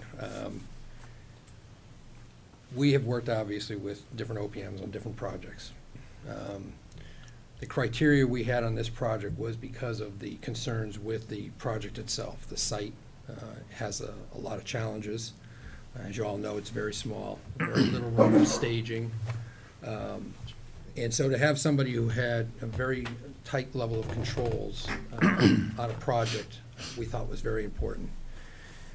I have to say, the rift that seems to be with the OPM, at least that I'm gathering so far, and it may be, partly our fault because we happen to look at things in a very similar way to the way they're looking at it, but the reality is if the town views this OPM as a problem, or if the owner views it as a problem, then I think there's a little soul searching that has to be done there, because the OPM, if you read its requirements and its responsibilities, is there to protect the owner from issues that they are unaware of. It's the devil advocate that you're always supposed to have on a project, who is basically supposed to raise every issue of concern, every possible misdirection you can take, and hopefully guide you along a path and an understanding of where you should take a project. I feel that STV has done a phenomenal job on that side. I think they have done nothing more than what they are supposed to do. And quite honestly, if they didn't raise some of the concerns and if they weren't as vocal, I would be one of the first ones to be asking to have them off, because the reality is that's exactly why they're there. That's exactly why they get paid. And if they just kind of follow along with you and you end up in trouble down the road, then what were you spending any money for? So I think that at least my opinion, I'm not going to speak for my whole board, but my opinion is that they are a very qualified group, and any group that, if you were to replace them, you would expect and hope to have the exact same level of professionalism and brought to the project. I think at the beginning, we looked at where we are now and your concerns for the future. Let me give you a couple of my thoughts of how we got here, a little bit at the past, and it was before you got here. The library was, through town meeting, town meeting was very generous. They said, we have a lot of trust in the process, and we're gonna give you some money to make it work. The discussions that were given in the meetings I went to and on town meeting floor was not so much about aesthetics. I mean, you can get 10 people in a room and 5 people hate the design, 5 people love it, but what they were focusing on is where it fits in our community, the needs, the functionality, the space, the parking, and how it fits in there. That was paramount. The other thing that was paramount was, we'll give you this money, but don't blow it, because we're not going to give you another dime. So if this doesn't work, you'll be sleeping in that library, because I don't think the town meeting's going to give you any more. We heard that. Okay, so that's the parameters moving forward. You may think that you control everything, but you're in the design development. You're going to have to go in front of planning board. You're going to have to go in front of potentially zoning board. You may do it as a courtesy, but you're going to be in front of the historic commission at some level, because it's Design Baker Street, review. design review. And we will have a public forum where, with our architect present, to set out this plan in a more positive light. So these are all the checks and balances that's going to get through the Exactly. design development before it goes into construction. But I couldn't agree more with the thought that this group is very valuable, and I look at it as very valuable to the library, but very valuable to whatever other project that we have. And we've got a few that we've been talking about, whether it's town hall or, the senior center. If this relationship blows up here, there's going to be a big fallout later on. So I'm concerned that you guys really need, and it's not at this table that we're going to tell you you're right or wrong, but you guys need to get together and try to compromise somehow, so the integrity of the process, and if you're not disputing who has the authority, if you can work within that to move forward, that's the best way to do it. But see if you guys can compromise it. I haven't been involved with the meetings. I don't know how bad it is. You may find but- it's hard to believe Jeff and I actually are friendly with each other. So And I that's hope not the so, issue. And I said it at the beginning, you guys are very well qualified and very well respected, and I don't think anyone would have opened up their pocketbook if you weren't. And one of the big selling points of this library is you guys from all the committee that's here have worked together. You've had the passion, you've got the grant, you gave it up to the high school, you took it back, and it's been years to get to this point. So, the only way that we're gonna get involved and I guess we'll really test out the town manager's act, is if it gets to lawsuits, and that's when we're gonna get brought in there. But right now, it's just, can you guys please put some focus on trying to work together? And from the Board of Trustees' perspective, we're very happy to do that. I mean, we are, I think, any compromise like that is a compromise, and I think I'm happy to discuss it with Bill and work through it. I agree to some extent with what Kevin said. I don't agree that the town meeting, authorized the building committee to build buildings. I don't have an objection if a future town meeting does so authorize the board. It would actually make my life a lot easier. But what we have is a responsibility that we can't completely abdicate. And so I'm willing to work with them, but I think my model of how the project should work at this point forward is, this is what we'd like to build. Help us build it, not come back to us and the glass is now concrete and this is now over here, and, unless there is a compelling reason not to. So that's, I'm happy to try to put together a deal. I believe we need them. I know that we're fully aware of the political and public relations problem for the project and for our board that was created by the way this was rolled out. We would much have preferred to roll this out in a public forum at the library, down in the Fuller Room, with the architect, to talk about how we got there and the great benefits, the efficient layout, the way this building fits all of our programmatic needs. And we have to regain that. But I'm very happy, and I fully agree with you, we need site plan review, we need design review. Not sure about historical, but would be happy to talk to them. We've already met several times over the years with every group in town, and I'd be happy to continue to try to work something out with Bill. Delighted. But it's, it's got to be a true agreement. And basically, when we get into the project, we're saying, you tell us how to build this, really not you tell us what to build and how to build it. So if we can work along those lines, be delighted to work something out. Can I ask a question, though? At some point, though, doesn't it become, this is what our trustees want, but what is feasible? Exactly. And what is feasible? and And so so that's where the compromise comes, but that's where I think knowing the level of building expertise, and that's what it sounds like there's a. Right. But you identify an issue, and then you do what due diligence you can to gather the best information you have to resolve that issue. And in this case, the best information, I think, is the cost estimator, who is the same cost estimator that everybody would use, and looked at it closely and said, yeah, here's the budget number. It's the same construction cost. Now, admittedly, there's risk. There's risk in every project. So what the OPM would say is, this project has more risk than he's comfortable with. He would also say he is always very concerned with every budget, which I think everybody would be. So I guess I just want to assure the board and the town, we're not doing this willy-nilly. This is the departure from the feasibility study plan was the result of a rational process that involved both boards. We're deeply concerned about the cost. We're pledging to control the cost. And I guess at some point, we have a disagreement over whether we make this happen, or whether, in an abundance of caution, we choose not to even try to make this happen. So that's where we sort of find ourselves. I think we can put it all back together, and I'd like to do that. But, that's where I see this being. Paul, you wanted to say something? Yeah, just a few thoughts. I confess I don't have any substantive comments in terms of, I don't know the building trades at all. So,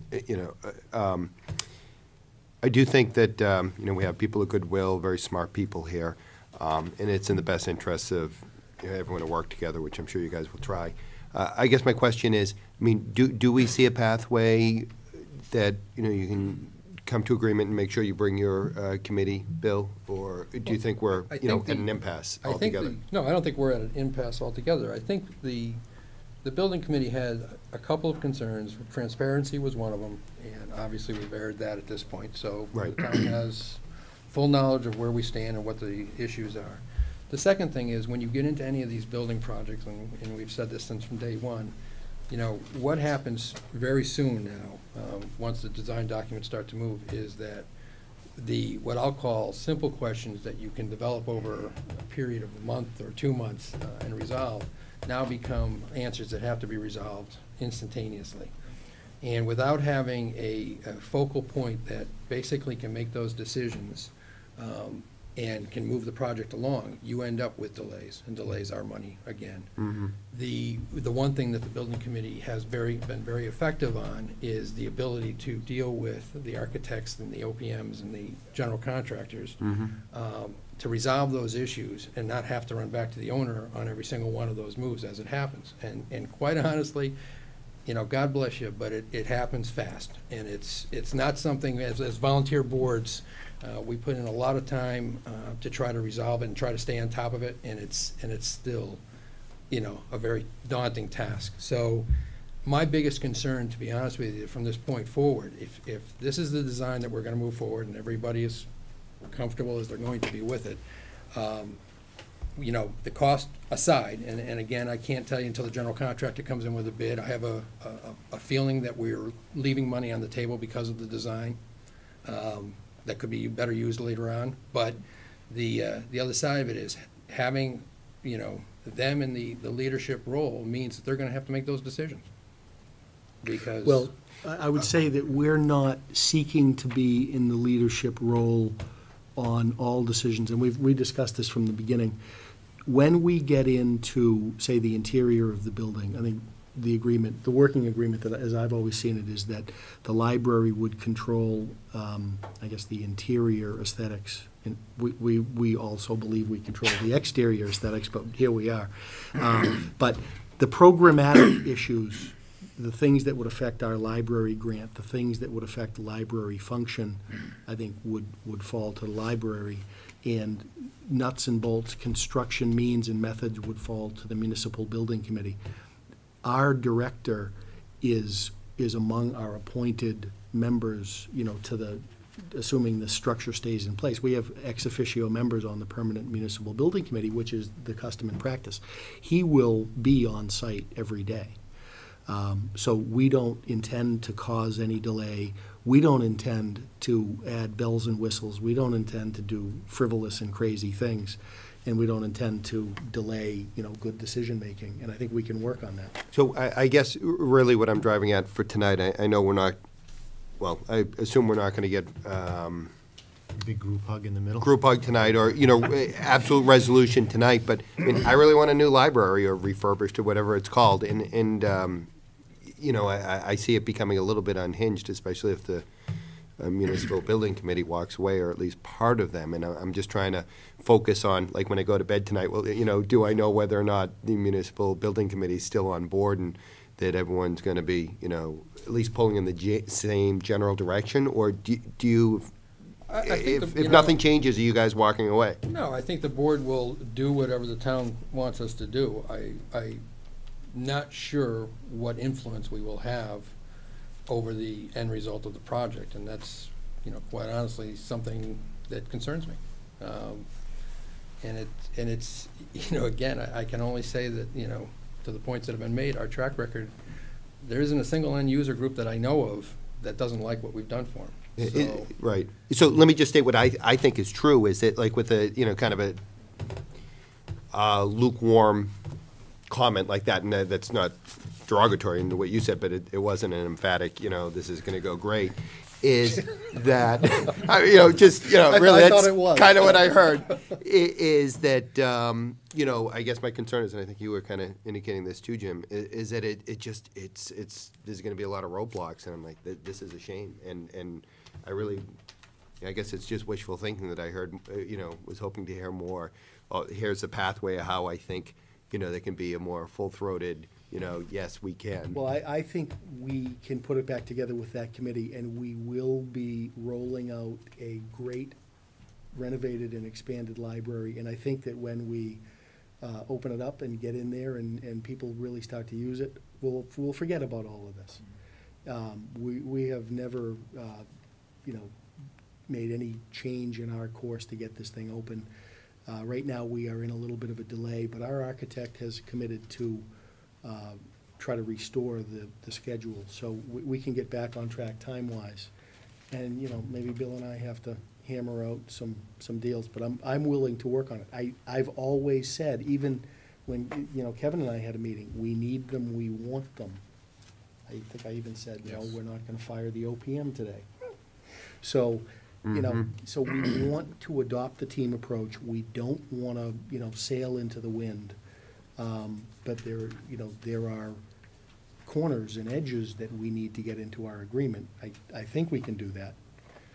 I think ultimately, if anything happens, Yes. Yeah, I hope. Yeah, well, I mean, at the end of the day, we're looking at you as a too senior, even though you're probably a little older, Mike, but you're the spokesman for it. And if, if your role, and you agreed at the beginning, is to help these guys on paper anyways, that's what your role is, even though you haven't had that in the past. It's easy to keep sticking all the way and look for failure, but if we can look to you to try to work it out, work together, so there's more projects, but at least this one that represents, if there's one project that we've had, I think this represents more of community than the fire and police station. I mean, this is what, right in the center, and this is what it's about. So, I guess egos aside, can you guys work together and maybe we can address from the learning from this, how to do it better next time, whether it's town meeting discussions or whatever, but we're in the middle of it now. We're not gonna change. So, I the mean, work of it. we can absolutely check the egos at the door and do our best to work something out, from our Yeah, perspective. I mean, I that's really hard to do even for mature, smart people, and it's just, and I'm sure you will, but it's just, that's brutally hard, and I'm, just commentary, sorry. I have not had the pleasure of meeting all the members of the library board or the building committee. I have met some. But I have gotten to know Bill and Jeff pretty well through multiple meetings. I am quite impressed with the intelligence and the genuine caring and concern that both of these gentlemen have for the community. They're both passionate about what they do, and perhaps in that passion and desire to do good things, there's some of what has created some issues, but in that passion is also the solution to make this work. With their leadership, I will be shocked if they're not able to figure this out. And I help you any way I can. I mean, I humbly say right up front, I don't have the expertise either one of you has in your areas of expertise, but if there's anything I can do to help, I certainly do it. And I hate to say, let's not quit while we're ahead, but there are some hands going up, so we'll open it up if people have questions on this.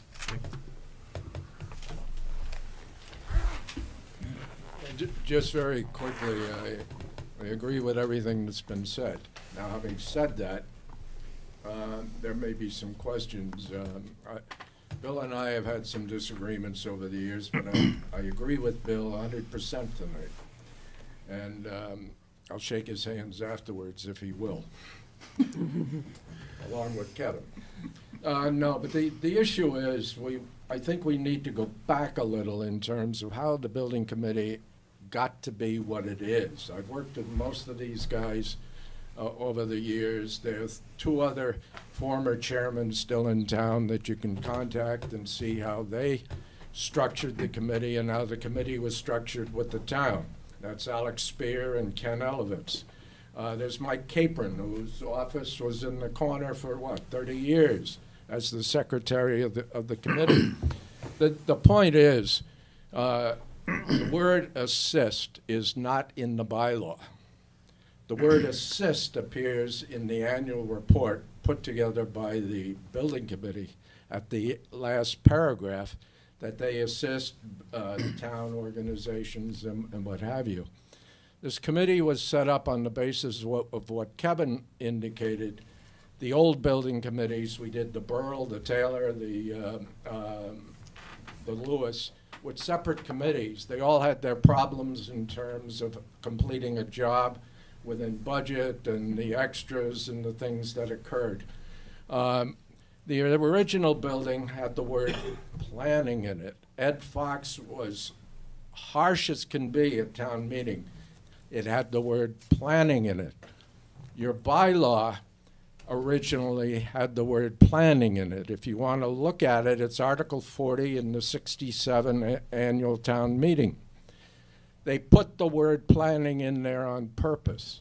And this is spelled out in the bylaw in the last sentence. Said committee shall plan. They don't just govern when it starts construction. They shall plan future municipal and school building needs and may engage architectural, et cetera, et cetera, et cetera. The OPPB or OPM should work for the building committee. It's a building operations, a surveillance of what's going on in the field, and report to the building authority, the people that are involved in the building process, the specs, and all the other good things. This is not something that should be ferreted out. The library has its say as well, in my opinion. They obviously are involved with the aesthetics. They pick the colors, they pick the carpet, the amount of equipment and all these good things, no question. The building committee has done this when we built the new high school, the fire station, the highway garage, and what have you. So the process of aesthetics should be from the committee to committee. The process of construction should be from the building committee to the library committee. The construction should be housed where it has for years in this town, in the building authority with the expertise that they have. I would hope they can get together, work out the aesthetics, work out the construction phase of it. But the history of the building committee is unique. It's strong. It has completed projects without problems. We should continue this kind of approach, not only on this project, on the senior project, and you name the others, including the town hall. Let's not get fragmented. They should work together. I know these two. They can work together. I know Janet and the others. They can all work together. Let's do it. That's all I'm saying. Thanks, Dick. Anyone else that had their hand up? Anything else you want to say? All right. Thank you all for coming. Thank you for your Appreciate it. time. Thank you. Good luck.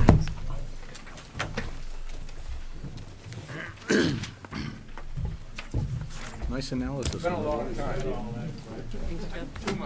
You a lawyer?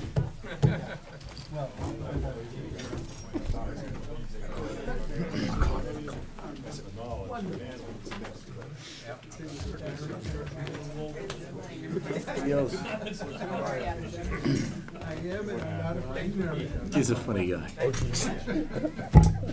I love him. When I moved the DPW, he's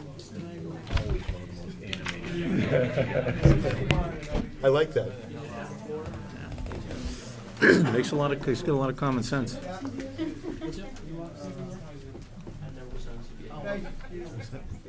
All right, a little past 8 o'clock for the Board of Selectmen to talk about the proposed street name of McNamara.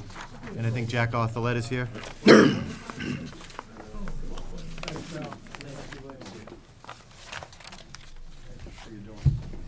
Ladies and gentlemen, this is John Reitz. He was the applicant, he and his sister Christine. Christine's a working girl tonight, so we thought we could handle it for her.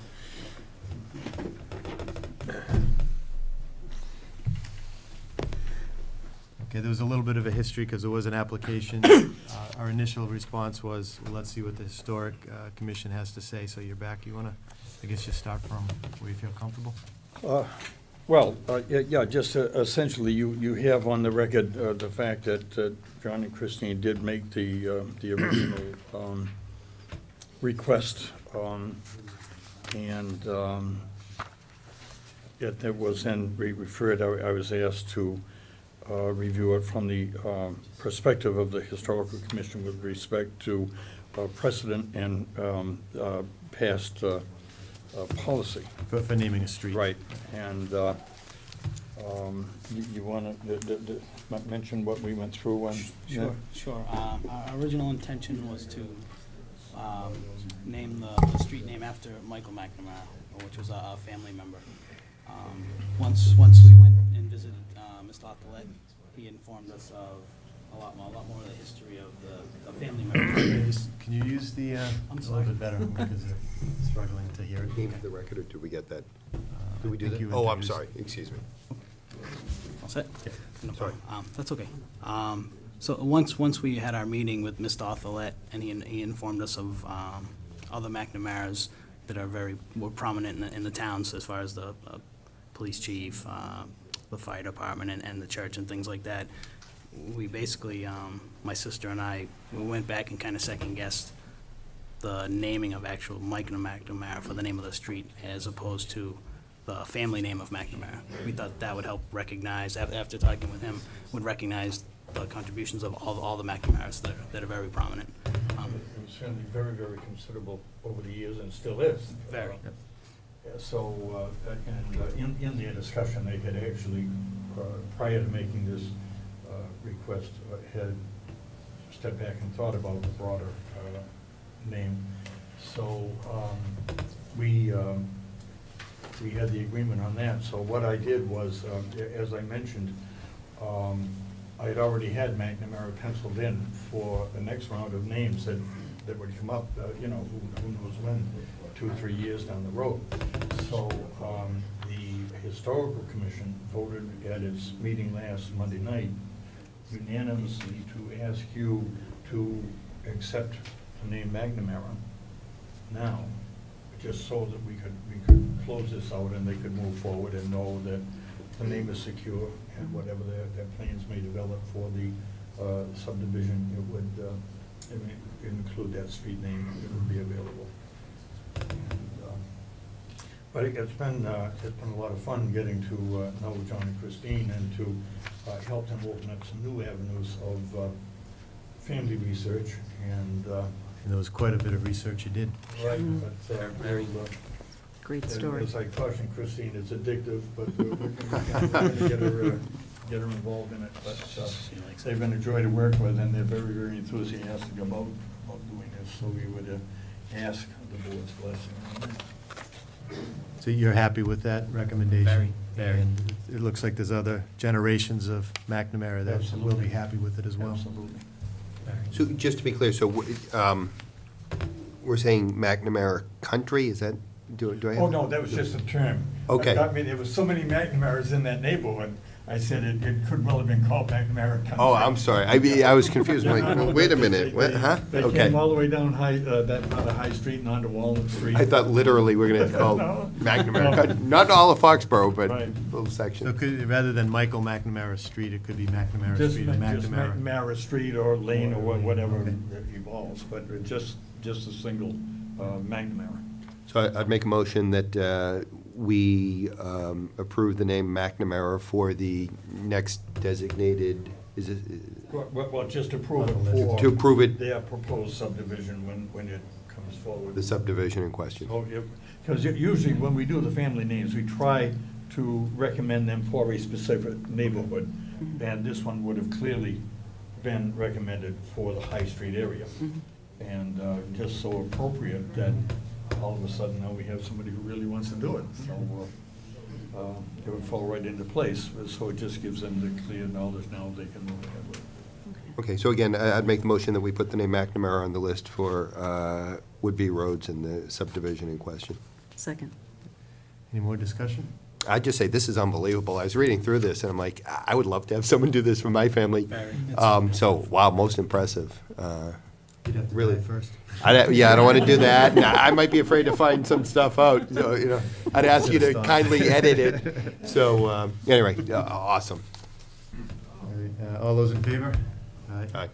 All those opposed, not 3-0. Thank you. Just We quickly, thank you very thank much you for for your the consideration. depth.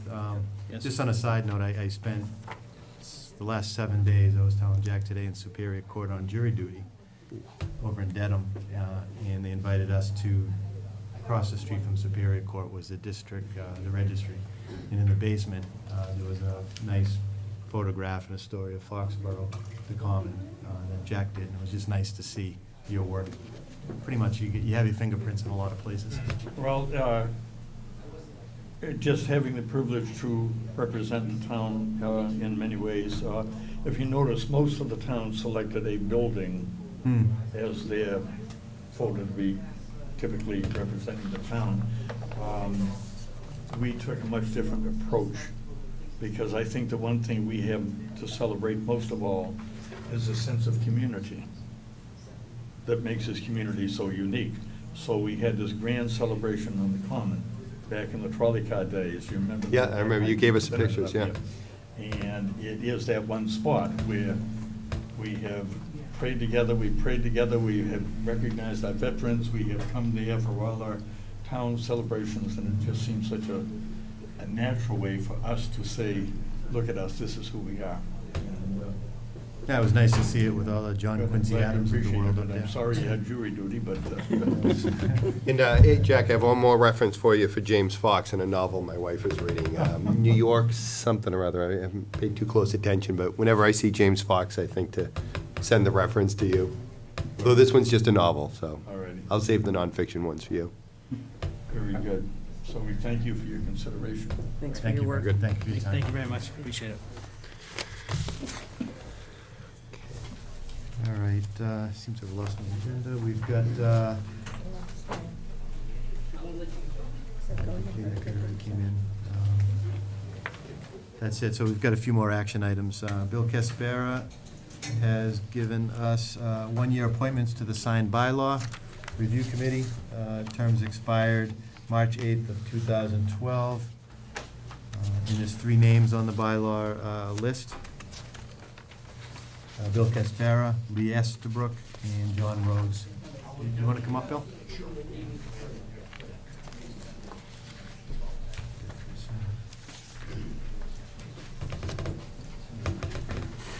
I want you to know I feel passionate about my job. I have a burning desire to move forward on this bylaw. I want to go home and go to bed. We would have put this on later if we'd known you were coming for the meeting.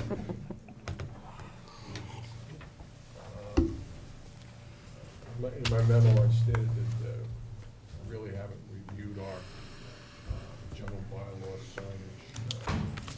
General bylaw about 25 years. There are some inconsistencies in it, needs to really be updated. Reviewed and reviewed. There's, I can give you some examples on it, but there's some items on the political signage that needs to be addressed. We say it's got to be taken down within 5 days. The election, but you can basically put it up whenever you want. We don't tell you 30 days. We say you can put up 60 days. So we want to tweak that a little bit. In '95, we took it out of the zoning bylaws and put it into the general bylaws. It was kind of a knee-jerk reaction because there were some issues back then. But when we did that, we didn't change the procedural, the procedures for going forward on appeals and going in front of the board. They're inconsistent with the statutes, and we need to change those. There's some other issues. We need to deal with new technologies, LED signage, things like that. So we just want to take a look and see at it, update it. A member of the board, planning board, John Rhodes, and Lee Estabrook from the zoning board have volunteered to help me with this. If somebody else, a member at large, might want to help look forward to it, we'd like to have this thing ready for the next annual town meeting. Not the one this year. No. Yeah, next 2012. Right. So we'd like to move on it. It's not a lot to do, but, so we're asking that we have form this committee and with your blessing, move forward on it. I know Lee very well, not very well, but I know him. I don't know John as well, but I know his reputation. I don't Yeah, have they're- any problem they're with both either one of these excellent. people. And they were both tricked into, volunteered. Ready for, I would move that we ask, or appoint rather, Bill Caspera, Lee Estabrook, and John Rhodes to, name the subcommittee, zoning, what's the name of the committee? Signed by law. Signed by law review committee, excuse me. Clever title. Yes, very thoughtful. Is that Spark? No. Second. Any more discussion? No. Okay. All those in favor of appointing those three people to the signed bylaw review committee until March 8th of 2012? Thank you. Thank you very much. Thanks, Bill. Thanks to John and Lee. And Bill. John. Do you have the appointment slips over there? I do not. I, I have. you want it? All right, if you guys could just sign this, appreciate it. And this should be an original on somewhere, but we'll use that one. Thank you. Thanks, Bill. Thanks, Bill.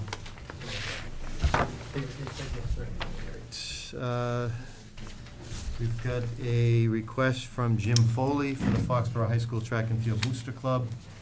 Permission to hold their third annual 5K road race for the Foxborough High School Boys and Girls Track and Field Program on April 2nd, 2011.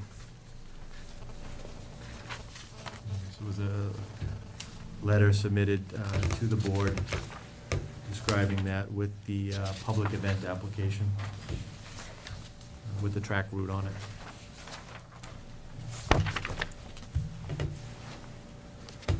And they say they have been in contact with Chief O'Leary and follow these directions.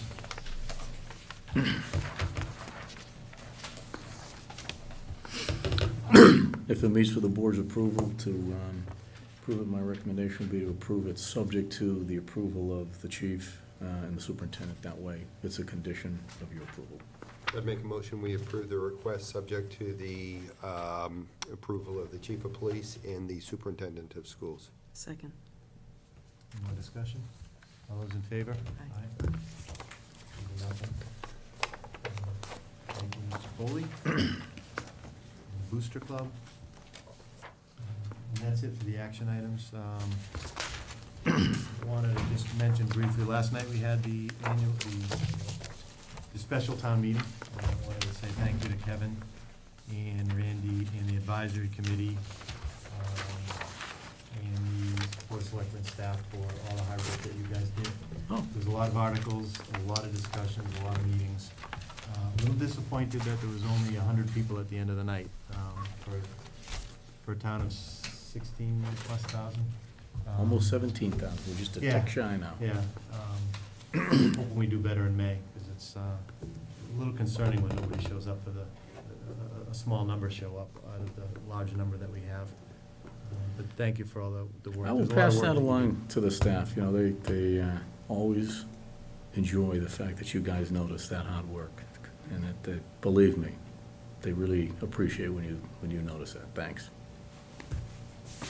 All right, so that concludes our open public meeting. We're scheduled to go into executives. Oh, we've got one more item with Dick. Oh, I'm sorry. I've spoken too much already. We called you up. You have something other than what was on there? Yeah, The problem was, we had discussed it. On the report, I'm sorry. The issue was, Town report. yeah, based I saw the on, warrant, that's why I was. Yeah, the warrant includes the town report, so you're fine to have the discussion. You don't have to get hung up on that kind of a Yeah, technicality. that's my fault. I did know that. So. Yeah. well, some of the wording gets to be a little confusing at times. The annual report, we had a session on, but the question at the moment is, we're 5 months down the road from when you were initially emailed on this, and from the November meeting that you couldn't arrange it in the schedule at that meeting. I met with Kevin the day after. We had I think a good session. More recently, at your last meeting, it was suggested that Linda, Kevin, and I get together to go over some things. There was some minor confusion as to what we were going to go over, but we went over some things from both ends, and I thought it was a worthwhile meeting. I gave Kevin and Linda copies of Attorney General Coakley's comments on the open meeting law, which I think gives you and the town some flexibility for discussion purposes. And when I saw the agenda noting annual warrant, I sent that email out quickly. I didn't see a change, so I wasn't sure what was going to happen. But let me get into this. After 5 months of broaching the issue and having a sit-down with you, the question at the moment is, we have a budget to spend on printing the document. No one wants to print 6,000 documents or whatever we used to print. Larry was suggesting we put everything on email. That's on the web. That's fine. But the statute and the bylaw have such differing terms in them that I thought it would be expedient at this point, given what Kevin said twice this week. I also met with Jim and Kevin after the advisory meeting on Wednesday. But the question is, do we publish a document which is just like last year's? Do we publish a document for the money involved with some minor deviation? Or do we make the real changes that this paperwork indicates?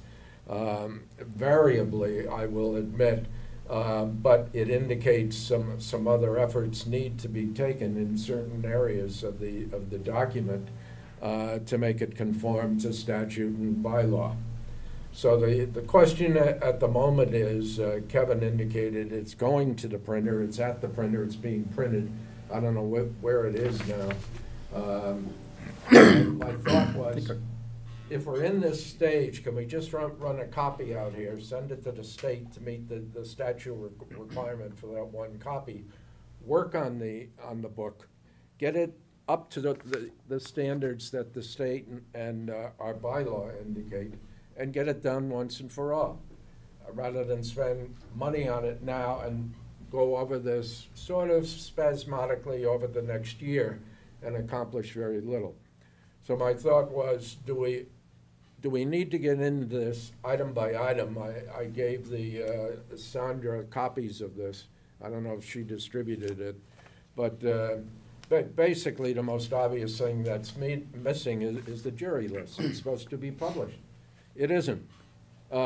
There's also issues in here that at the end of the calendar year, each group shall publish financial reports and have them published, and there's the discrepancy between fiscal and calendar, which they talk about indifferently. But the big thing still is, as it says, the Section 49, the report of the selectmen for the calendar year or fiscal year preceding said meeting. The report of school committee, the tabulated form under Section 61, unless otherwise, so on. You know, you can read this as well as I can. But the point is, in my mind, as a receiver of the document, since we're paying money for this document, is it useful? And I know, Paul, you keep pointing at the boxes over there, and I agree with you. The point is it useful to print these? Is there some reason the people don't want them or they aren't that useful? Some people have said the seniors are the only ones that read it. Well, maybe we need bigger print if it's only seniors. But the issue is basically, what do we need to do? This is a waste. He indicated something like $2,500 is the cost. Even that would be a waste if it isn't complete. I don't think, given the statute, we can rely upon the web for everything. The web can help. We can expand the information that may be requested through the web, as Larry intimated, rather than get into the stuff that's here. But we have an accountant's report, and we can do that several ways. We have a treasurer's report. We don't have a listed treasurer, except in a footnote. There's a treasurer note in the annual report. It's the finance director. Question, according to this, he has to have a bond. I don't know if he has one, but that's not up to me. The last issue here, let me just quickly, there's the bylaw issue that we have to publish the wages and salaries. That's a bylaw which theoretically could be changed by another vote of town meeting. There are suggestions that maybe we print this by department. I don't know if this is valid, but this is a general discussion that you might get some people together to go through it with you, as opposed to just anyone making some decisions here and there. I'm not volunteering, but I'll be happy to help if this would help at all, getting it started or whatever. I'm not looking for office. I'm retired, and I'd like to stay retired. But the issue is, do we want calendar? Do we want fiscal? We have to do fiscal for the state, but that can be a separate document, published in August. That goes to the state. Why publish it in March for a fiscal year past that we already have the detail that's been sent to the state? If the book is going to remain calendar, let's have the numbers in calendar form. If it's going to be fiscal, let's update everything to be fiscal. Every department has its own revenue count as part of their report. But it's calendar. If you're going to change to fiscal, that screws up the report if you're printing it now, and we made a decision to go fiscal. All of the department accounts are calendar. So, you know, we go back and forth on this, and the question is, can we save some money and do it right, get the one report into town, or frankly, do it as we have in the past, just print the damn thing, spend the money, and worry till next year. I think it's a waste. Having known about it, I think it opens all of us to questions. Why didn't you correct it?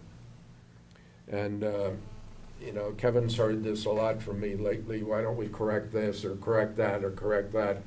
But, you know, it's something that says, Town of Foxborough, we're all responsible for it. Let's do it right. I don't know if you want to go through any of these sheets in detail, but the information is there.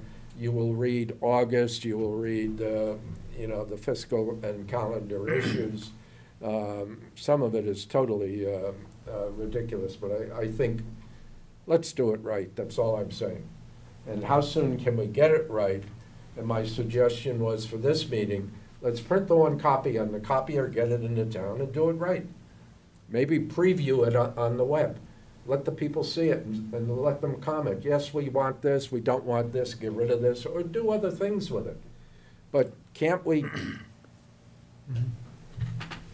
Great, Kevin. I don't have any serious substantive disagreement with any of the points Dick's made on the annual report. But this really needs decisions by the board, because the statute clearly gives the Board of Selectmen the responsibility to publish it, and in fact, It's a fine. you get fined $50 if you don't cause us to do it, so. So we'd save $24.50. Yeah, there you go. So, you know, here's the issue. We have a bylaw locally, and the statute says you can have a bylaw to expand on what the statute says, and we do. And Dick has kindly given you copies of it. And basically what it says is, we have to print it by the 15th of March, which is next week. So it's out right now at the printer. We get the reports in January. By February, we're starting to chase people. We issue the bid spec. I award the bid. Sandy did a great job. She cut the price in half this year from $5,000 to $2,500. We got stunningly good bids. Even at that, we'll end up with boxes again that people won't take.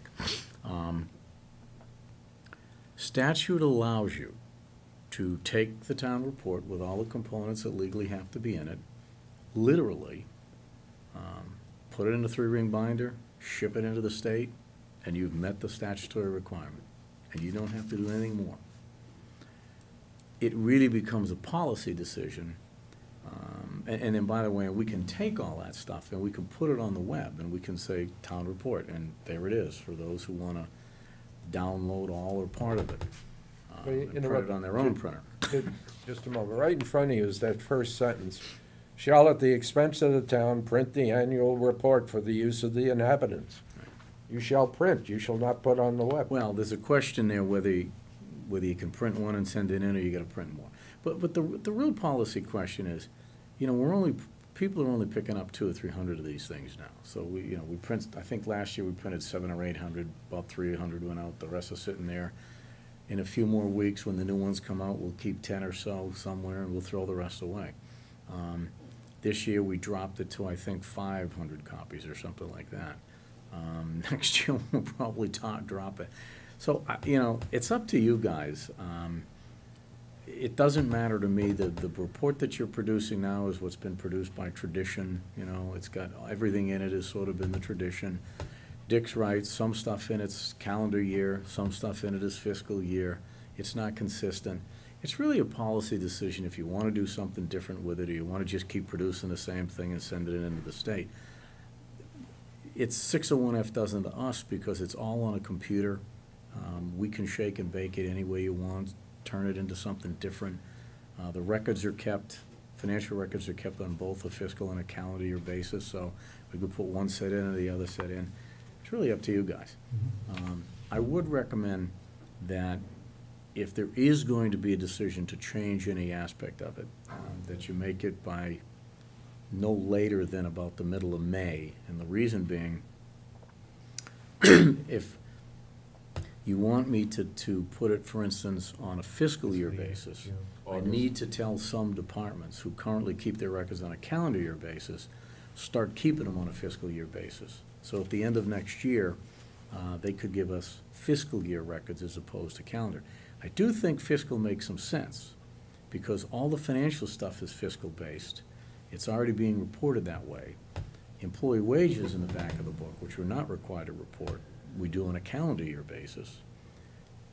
Department reports are all done on a calendar year basis. So frankly, I think Dick makes a good point. You know, let's get it one way or the other. I think fiscal is the way to go. And all it requires is a vote of the board, but I really need you to do that so that I can tell people to start keeping the records differently, because they would need to make some minor modifications in how they keep those statistics. Other than that, you know, it's really up to you guys what you'd like us to do.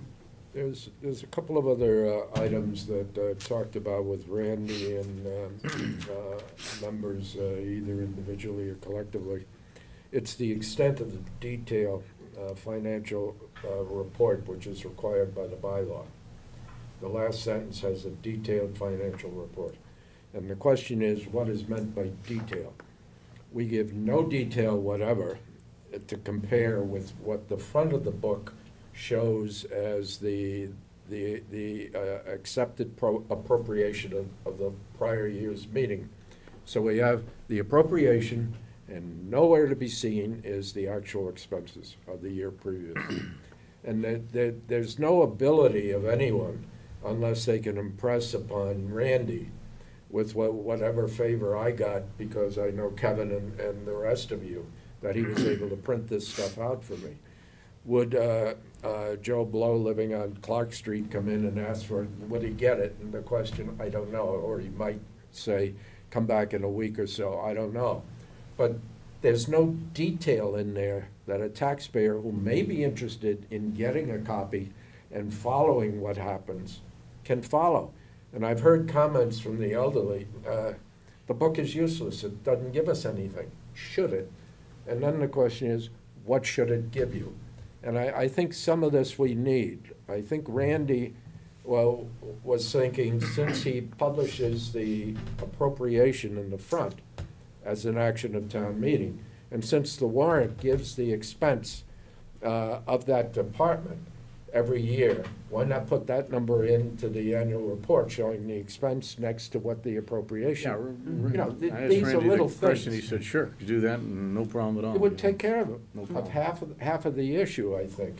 And then people can follow back and see what goes on. There are other technical issues, the question of overtime versus wages.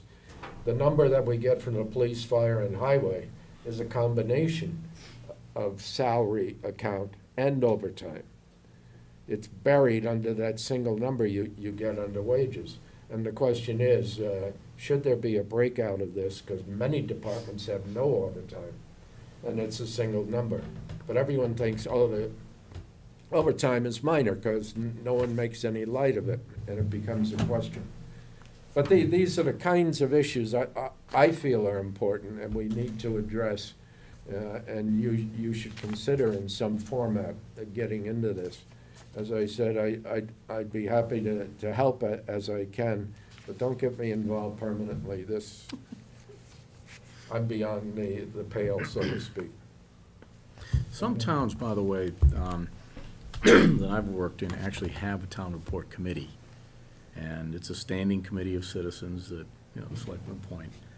And these folks, put together a town report every year. And they typically put together a more extensive report than most other communities put together, because it becomes a much more vibrant report, because they actually ask people in town, what do you want to see in the town report? Now, the good news is, you end up with a town report that you can be really proud of.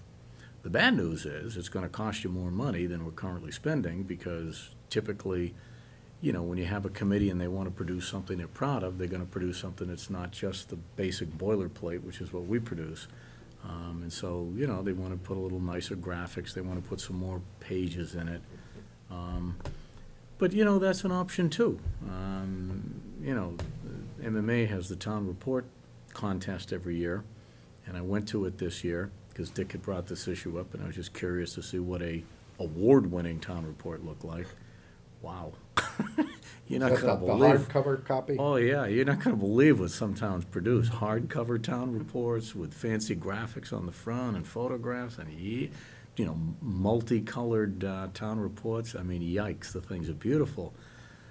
But it's a symbol for the community that they do this, and they print enough for every citizen, every household in the community, and by God, every household gets one. They mail them. I mean, they actually mail them to every house. So in between that, which is sort of the penultimate, and what we're doing, which is sort of the very, very basic, there may be something else you want to do. I don't know. I just throw that out there for the board's consideration, because some towns do that, and, it's again, it's up to you guys. Well, another issue that I've stumbled over looking at the reports, I've got reports going back into the 60s, but the issue is different department heads would publish different information. And the question is, do we need all of this or don't we? Do we need 4 pages on, one department? And like Al Truex one year, he gave us 1 paragraph, 3 sentences. That was it. It was beautiful. Everyone loved it and highlighted that one. But there are other things that we have seen over the years that have been deleted by other superintendents. To give you an idea, we used to get number of snow plowings and sandings, which when you saw the number of the cost, you could begin to compare. How come we had 8 plowings this year, but only 1 the year before, and the number was the same? You would begin to dwell on this. Then we have 3 departments, incidentally, that give you the amount of snowfall each year, and they're different. Why, I don't know. You would think they would talk to each other. But on the snow and ice thing, this is the thing that started me off looking into this. Those things became obvious. So I just wanted to highlight that, and maybe, if you want some further involvement on this, I would be happy to work with Kevin or whomever, see if I can help in any way. Yeah, I hear what you're saying, and I, like Kevin said, I agree with the bulk of it. I can tell you right now, we can come up with a decision if it's physical or if it's calendar year. The report, and you both were on the advisory committee or the finance committee, they use that book, not the the book, but the department budget book a lot more than we do, because they got to make recommendations. It's 6 of one, half dozen of me. I can figure it out going through it. I'm wondering if we take the time to ask the AdCom if there's people there that have the passion to put a committee together to take it apart and put it back together. The first year on the advisory committee, I was lost because it was so hard to, second year you start to figure out, third year you can do it. But if there's a way to help them kill two birds with one stone, they get a benefit. I don't want to just redo it, because it won't make a big difference to I me would right now. agree. But I think, as Kevin suggested, that if I need information, I get that information from the printout that advisory gets. Mhm. But the printout, I need 3 years or 3 books Yeah. to get into it, because that's the only way I can get back to the expenses Yeah, so actual. there's probably a better way to do it that would help Yeah, them. help Randy you. and I are both frustrated at this point because the power of our Munis software, we haven't been able to really utilize it. So one of the things I said, look, it doesn't have prior year expenditure history in it, and it's certainly easy enough to do it because the Munis software does it. But they haven't had, that's teed up as a project that's in his goals and objectives for the next fiscal year, and they'll get to that and do it. But I certainly agree with Dick. You want to be able to see salaries prior year, proposed new, expenses proposed prior 2 years, actual expended, current year budgeted. I mean, that's the standard municipal government format, and ours doesn't do that. It can do it, we just haven't gotten it set up in the computer yet to do it. But that's something that we're definitely gonna move to. Whether you put it in the town report or not, up to you guys, but we need to have it available for AdCom to use, you to use, and any citizen who's interested. We print piles So of them. Kevin, it's nice to say you'll go meet with Kevin next week, but I can't even get an appointment with you. You're extremely busy, Randy's busy, they're doing budgets, contracts. Is this high enough on to say, stick it in there? I don't think it is right now, and I hate to In put you terms off, of but I my don't wanna. priorities right now, I gotta tell you, this isn't even on the radar screen, because, we've got negotiations with the craft group, which is hugely time-consuming. We've got the budget, which is not yet balanced. It's actually, it's getting worse. And so the priority, the priority for the last week had to be the special town meeting to get ready for that. That's a massive amount of work. So now we go right into getting ready for the annual, between now and May, I'm just buried trying to deal with a crisis, which is the out-of-balance budget, and put together a plan. So, I would say right now, it's not a priority. But as soon as we get the budget done, and it's balanced, then I would say, the degree of the priority is up to you. It's not on my goals and objectives to do this. I would ask you to not put it on my goals and objectives, because I certainly don't have any shortage of projects, as you well know. I think this is the kind of thing that's appropriate for a citizens group to take a look at it, put out word that you're interested in having people do it, have them look at the town report, meet with Dick, take advantage of the information he's put together, and then just ask the group, what do you recommend? I was hoping to shortstop the printing if we hadn't started, and we could put off and do some things within it and get rid of it this year, Yeah, but I think that horse is out of the barn though, right? I could call them and say, don't print it, but that would be a fairly provocative step, which I don't know if you want to take until you've done a little bit more thought. In other words, as it stands right now, 2 or 3 weeks from now, we're going to get delivered a couple of dozen cases of those books. If I stopped the presses today, we could produce one that met the legal requirement, but we wouldn't have the 200 or 300 copies, which people do take. There 200 or 300 people actually come get the book. So you'd lose. So I don't know if you want to take that provocative an action without giving this more thought. And basically, you'd have to decide tonight, because that book is literally, it's right at the printer now. Yeah, I don't know, it's not the old days of typesetting. It all goes in computer camera ready now. So it hits him, he tees it up whenever it's on his job list, and then as soon as, bang, it's a few hour run and it's done. So I can't tell you if he teed it up yesterday, he's doing it next week, but I know it's awarded, it's there, it's ready to go. So I need to know right now if you didn't want to do it. it was my hope to catch it before we went, and somehow have sufficient time. That's why I was pushing from October, November, January to get it. I'm a little disappointed that at least you've heard me and we've talked, and I hope we can move on this. There may be some other sections of this that we may want to put on the web, but I can talk with whomever you direct I meet with.